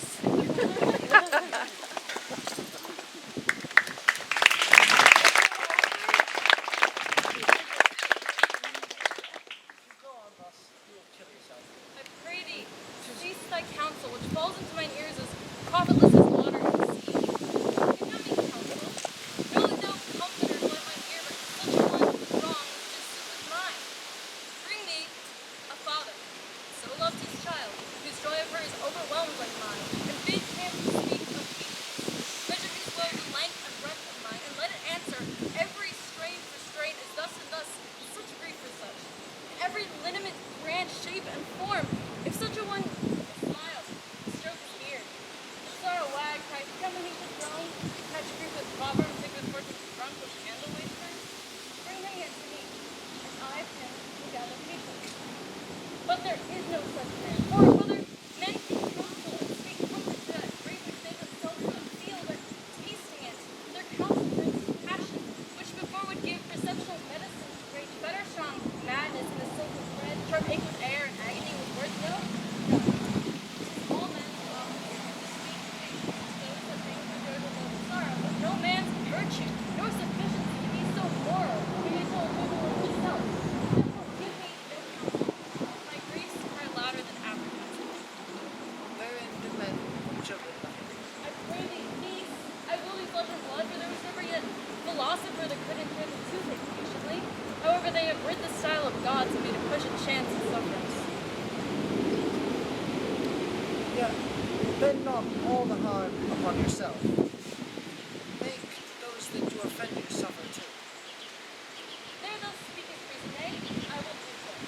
My soul will tell me heroes delight, that shall Claudio know, so shall the prince, all of them that thus dishonor her. Here comes the Prince of Claudia.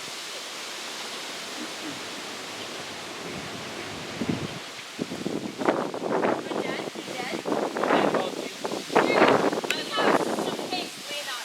Some haste, my lord. Well, fare you well, my lord. You see now, well, all is one. Nay, do not quarrel with us, good old men. If he could right himself quarreling, some of us would lie down. He wrongs him. Tush, tush, men, never fleer or jest at me. I speak not like a dotard nor a fool, as under privilege of age to brag what I have done being young, and what would do were I not old.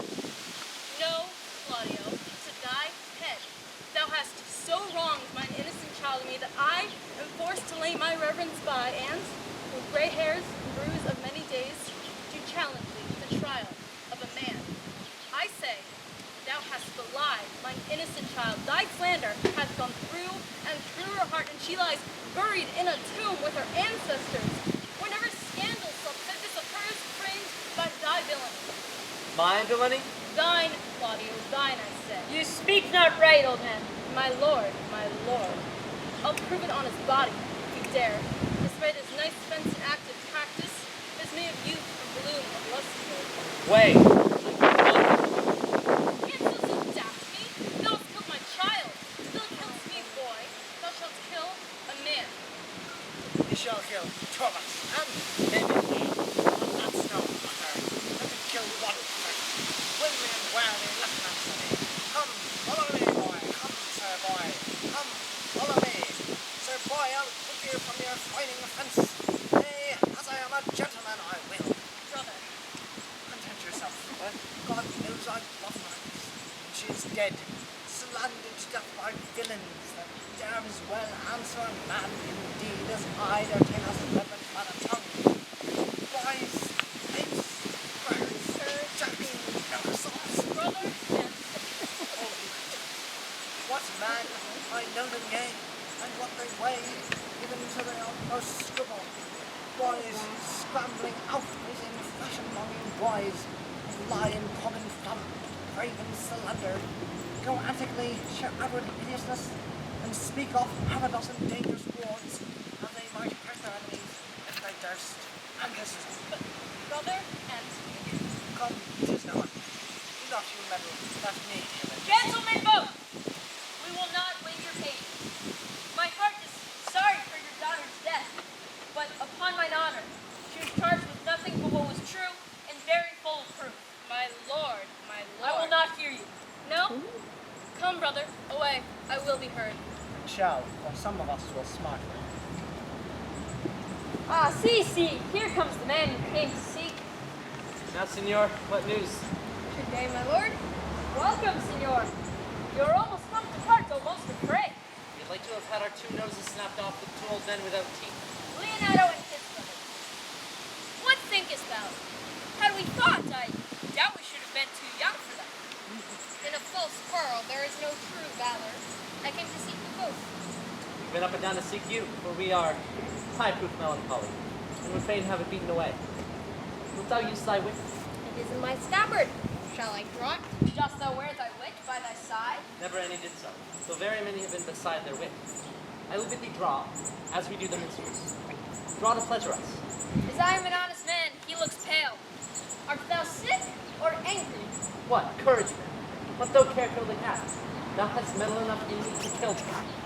Sir, I shall meet with your wit in the career, and you charge it against me. I pray you choose another subject. Nay then, give him another stab. This last was broke cross. By this light he changes more and more. I think he be angry indeed. Indeed, he knows how to turn his girdle. Shall I speak a word in your ear? God bless me from a challenge. You are a villain. I jest not. I will make good with you how you dare, with what you dare, and when you dare. Do me right, or I will protest your cowardice. You have killed a sweet and innocent lady, and her death shall fall heavy on you. Let me hear from you. Well, I will meet thee, so I may have good cheer. What's a feast? A feast!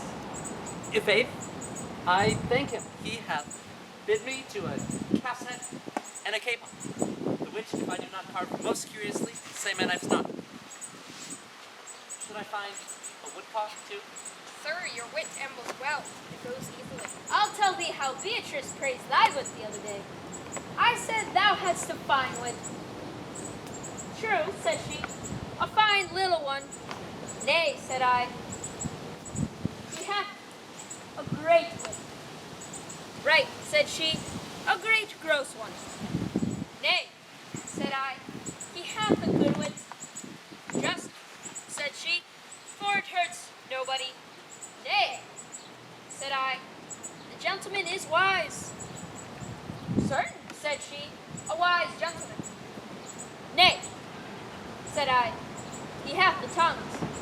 That I believe, said she, for he swore one thing to me on Monday night, which he forswore Tuesday morning. There's a double tongue, there's 2 tongues. Thus did she, an hour together, transhape thy particular virtues, and for all that, concluded with a sigh, thou was the properest man in Italy. For the which she wept heartily and said, she cared not. Yea, that she did. But for all that, and if she would not hate him deadly, she would love him dearly. The old man's daughter told us all. And moreover, God saw him when he was hid in the garden. But when shall we set the savage bull's horns on the sensible Benedict's head? Yea, in text underneath, here dwells Benedict the married man. Fare you well, boy. You know my mind. I will leave you now to your gossip-like humor. You break jests as braggarts do their plays, which God be thanked hurt not. My lord, for your many courtesies, I thank you. I must discontinue your company. Your brother, the bastard, is fled from Messina. You have among you killed an innocent lady. For my lord Lackbeard there, he and I shall meet. Until then, peace be with him. He is in earnest. Most profound earnest. And I'll warrant you for the love of Beatrice. And hath challenged thee. Most sincerely. What a pretty thing man is when he goes in his doublet and hose and leaves off his wit. Is then a giant to an ape. Then is an ape a doctor to such a man. But, soft you, let me be. Pluck up my heart and be sad. Did he not say my brother was fled? Come you, sir. If justice cannot tame you, she shall ne'er weigh more reasons in her balance. Nay, and you be a cursing hypocrite, you must be looked to. How now? 2 of my brother's been bound. Braccio 1? And after their offense, my lord. Officers, what's their offense? Marry, sir, they have committed false reports. Moreover, they have spoken untruths. Secondarily, they are slanderers. 6th, and lastly, they have belied a lady. Thirdly, they have verified unjust things. And to conclude,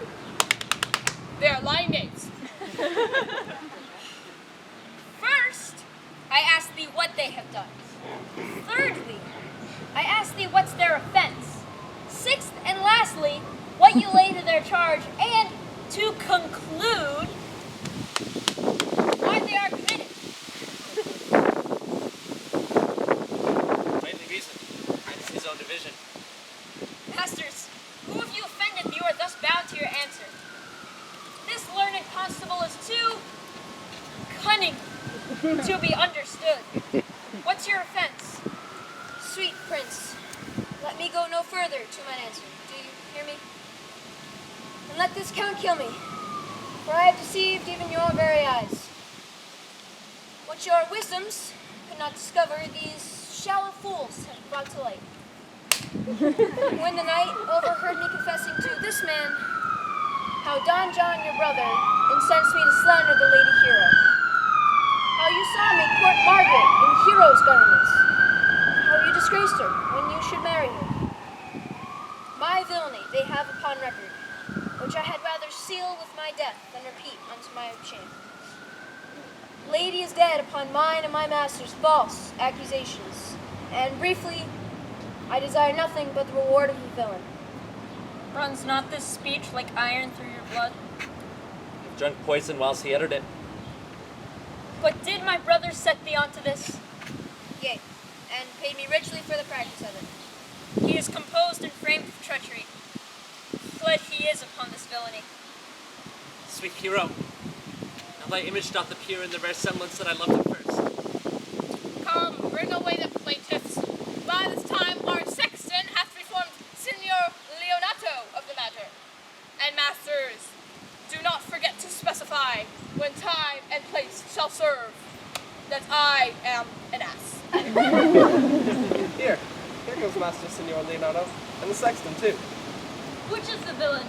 Let me see his eyes, that when I note another man like him, I may avoid him. Which of these is he? If you would know your wronger, look on me. Art thou the slave that with thy breath hast killed mine innocent child? Yea, even I alone. No, not so, villain. Thou beliest thyself. Here stand a pair of honorable men. A third is fled that have a hand in it. I thank you, princes, for my daughter's death. Record it with your high and worthy deeds. 'Twas bravely done if you would think you of it. You know not how to pray your patience, yet I must speak. Choose your revenge yourself. Impose me to what penance your invention can lay upon my sin. Sinned I not when mistaken? By my soul, nor I. And yet to satisfy this good old man, I'll bend under any heavy weight he'll enjoin me. I cannot bid you bid my daughter live, that were impossible, but I pray you both. Possess the people in Messina here how innocent she died. And if your love can labor aught in sad invention, hang her an epitaph upon her tomb, and sing it to her bones. Sing it tonight. Tomorrow morning, come you to my house, and since you could not be my son-in-law, be yet my nephew. My brother hath a daughter, almost the copy of my child instead, and she alone is heir to both of us. Give her the right you should have given her cousin, and so dies my revenge. Noble sir, your overkindness doth wring tears from me. Do embrace your offer and dispose for henceforth of poor Claudio. Tomorrow morning, then, I will expect your coming. Tonight, I'll take my leave.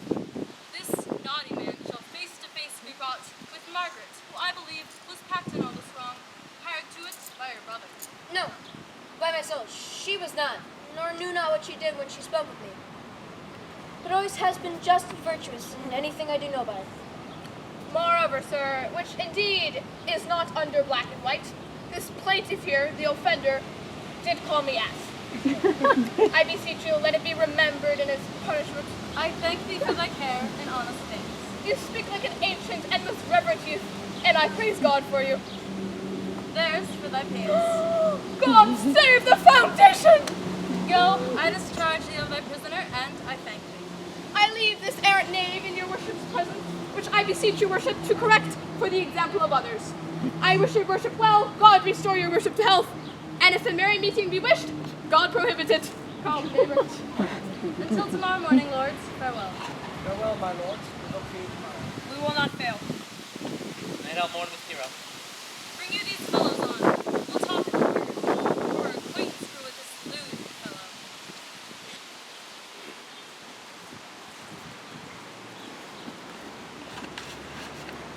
Ah, pray thee, sweet Mistress Margaret, deserve well at my hands by helping me to the speech of Beatrice. Will you then write me a sonnet in praise of my beauty? In so high a style, Margaret, that no man living shall come over it, for, in most comely truth, thou deservest it. To have no man come over me, why shall I always be pet below stairs? Thy wit is as quick as the greyhound's mouth, it catches. And yours is as blunt as the fencer's foils, which hit but hurt not. A most manly wit, Margaret, it will not hurt a woman. And so, I pray thee, call Beatrice. I give thee the bucklers. Give us the swords, we have bucklers of our own. If you use them, Margaret, you must put them in pipes with a vice, and they are dangerous weapons for babes. Well, I will call Beatrice to you, who I think hath legs. And therefore,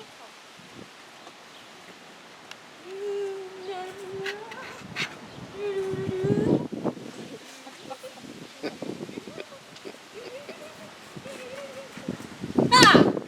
Sweet Beatrice! Wouldst thou come when I called thee? Yes, senor, and depart when you bid me. Oh, stay but till then! Then 'tis spoken, fare you well, and yet, ere I go, let me go with that I came, which is, knowing what hath passed between you and Claudio. Only foul words, and thereupon will I kiss thee. Foul words is but foul wind, and foul wind is but foul breath, and foul breath is noisome, therefore I will depart unkissed. Thou hast freighted the word out of his right sense, so forcible is thy wit. But I must tell thee plainly, Claudio undergoes my challenge, and either I must shortly hear for him, or I will subscribe him a coward. And now, tell me, for which of my bad parts didst thou first fall in love with me? For them all together, which maintained so politic a state of evil that they would not allow any good parts to intermingle with them. Now, for which of my good parts did you first suffer love for me? Suffer love, a good epithet. I do suffer love indeed, for I love thee against my will. In spite of your heart, I think. Alas, poor heart, if you spite it for my sake, I will spite it for yours, for I could never love that which my friend hates. Thou and I are too wise to woo peaceably. It appears not in this confession. There's not one wise man among 20 that will praise himself. Now, tell me, how doth your cousin? Very ill. And how do you? Very ill, too. Serve God, love me, and mend. There will I leave you too, for here comes one in haste. Madam, you must come to your uncle. Yonder's old coil at home. It is proved my lady hero hath been falsely accused. The prince and Claudio mightily abused, and John is the author of all, who is fled and gone. Will you come presently? Come, will you hear this news, senor? I will live in thy heart, die in thy lap, and be buried in thine eyes. And moreover, I will go with thee to thy uncle's.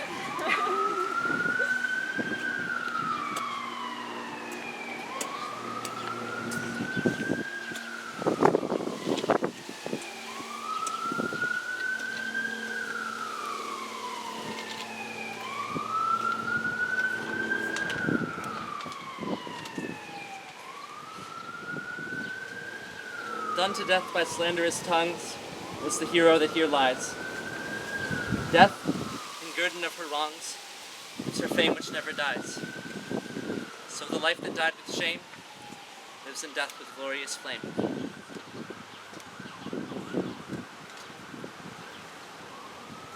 Lie thou there upon this tomb, praising her when I am dumb. Now unto thy bones good night. Yearly will I do this right. Come, let us hence and put on other weeds, and then to Leonardo's will we go. I'm in now with luckier issue speed us than this for whom we rendered up this woe.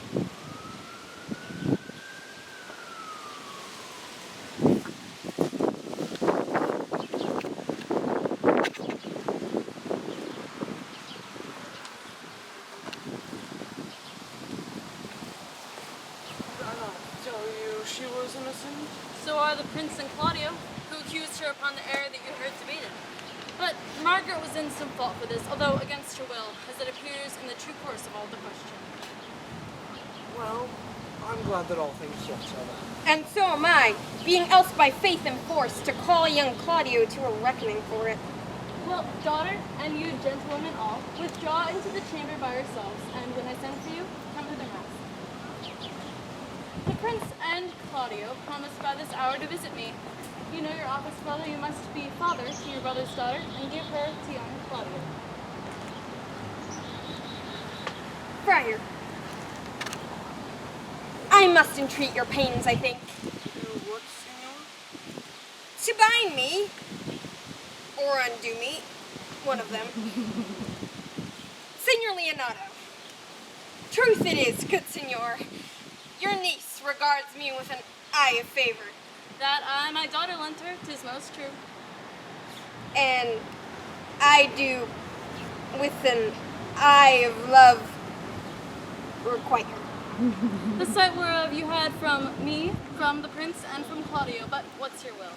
Your answer, sir, is enigmatical. But for my will is your good will, may stand with ours this day to be conjoined in the state of honorable marriage. In which, good friar, I shall desire your help. My heart is with your liking. And my help. Here come the Prince and Claudio. Good morrow to this fair assembly. Good morrow, Prince. Good morrow, Claudio. We here attend you. Are you yet determined today to marry with my brother's daughter? I'll hold my mind. Call her forth, brother. Here's the friar ready. Good morrow, Benedict. Why, what's the matter? That you have such a February face, so full of frost, of storm, and cloudiness. I think he thinks upon the savage bull. Tush, fear not, man. We'll tip thy horns with gold, and all Europa shall rejoice at thee, as once Europa did at lusty Jove, when he would play the noble beast of love. Bold Jove, sir, had an amiable hour, and some such strange fool leaped your father's cow, and got a calf in that same noble feat, much like to you, for you have just as bleak. For this I owe you. Here comes all the reckonings. Which is the lady I must seize upon? This same is she, and I do give you her. And then she's mine. Sweet, let me see your face. No, you shall not, till you join hands before this friar and swear to marry her. Give me your hand before this holy friar. I am your husband, if you like of me. And when I lived, I was your other wife. And when you loved, you were my other husband. Another hero! Nothing certainer. One hero died defiled, but I do live. And surely, as I live, I am a maid. The former hero? Hero that is dead? She died, my lord, but while she planned her life. All this amazement can I quantify. Under the holy rites are ended, then I shall tell you of fair hero's death.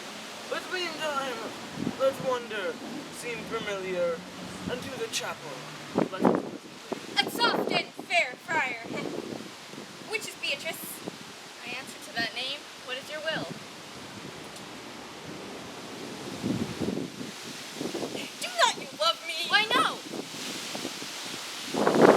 No more than reason. Why then, your uncle and the prince and Claudio have been deceived. They swore you did. Do not you love me? No. No more than reason. Why then, my cousin Margaret and Ursula are much deceived, for they did swear you did. They swore you were almost sick for me. They swore you were well nigh dead for me. 'Tis no such matter. Then you do not love me. No, truly, but in a friendly recompense. Come, cousin, I am sure you love the gentleman. And I'll be sworn upon it he loves her. For here's a paper, written in his hand, a halting sonnet of his own brain fashioned to Beatrice. And here's another, written by cousin's hand, from her pocket, and containing her affection unto Benedict.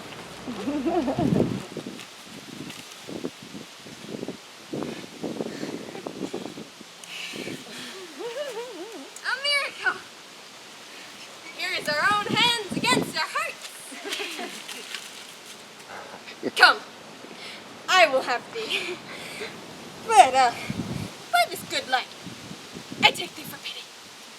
I would not deny you, but by this day I yield upon great persuasion, and partly to save your life, for I heard you weren't a consumption. Peace. I will stop your mouth. How dost thou, Benedict the married man? I tell thee what, Prince, a college of witcrackers cannot flout me out of my humor. Dost thou think I care for a satire or an epigram? No. If a man will be beaten with brains, he shall wear nothing handsome about him. In brief, since I do purpose to marry, I will think nothing to any purpose that the world can say against it. And therefore, never flout at me for what I have said against it. For man is a giddy thing. And this is my conclusion. For thy part, Claudio, I did think to have beaten thee, but since thou art like to be my kinsman, live unbruised and love my cousin. I had well hoped that thou wouldst have denied Beatrice, that I might have cudgeled thee out of that single life and made thee a double dealer. As out of question thou wilt be, if my cousin do not look exceeding narrowly to thee. Come, we are friends. Let's have a dance ere we are married, that we may lighten our own hearts and our wives' heels. We'll have dancing afterwards. First of my word, therefore play music. Prince, thou art sad. Get thee a wife. Get thee a wife. There is no staff more honorable than one tipped with one. My lord, your brother John hath been taken in flight and brought with our men back to Messina. Think not on him till tomorrow. I'll devise a brave punishment for him. Strike up!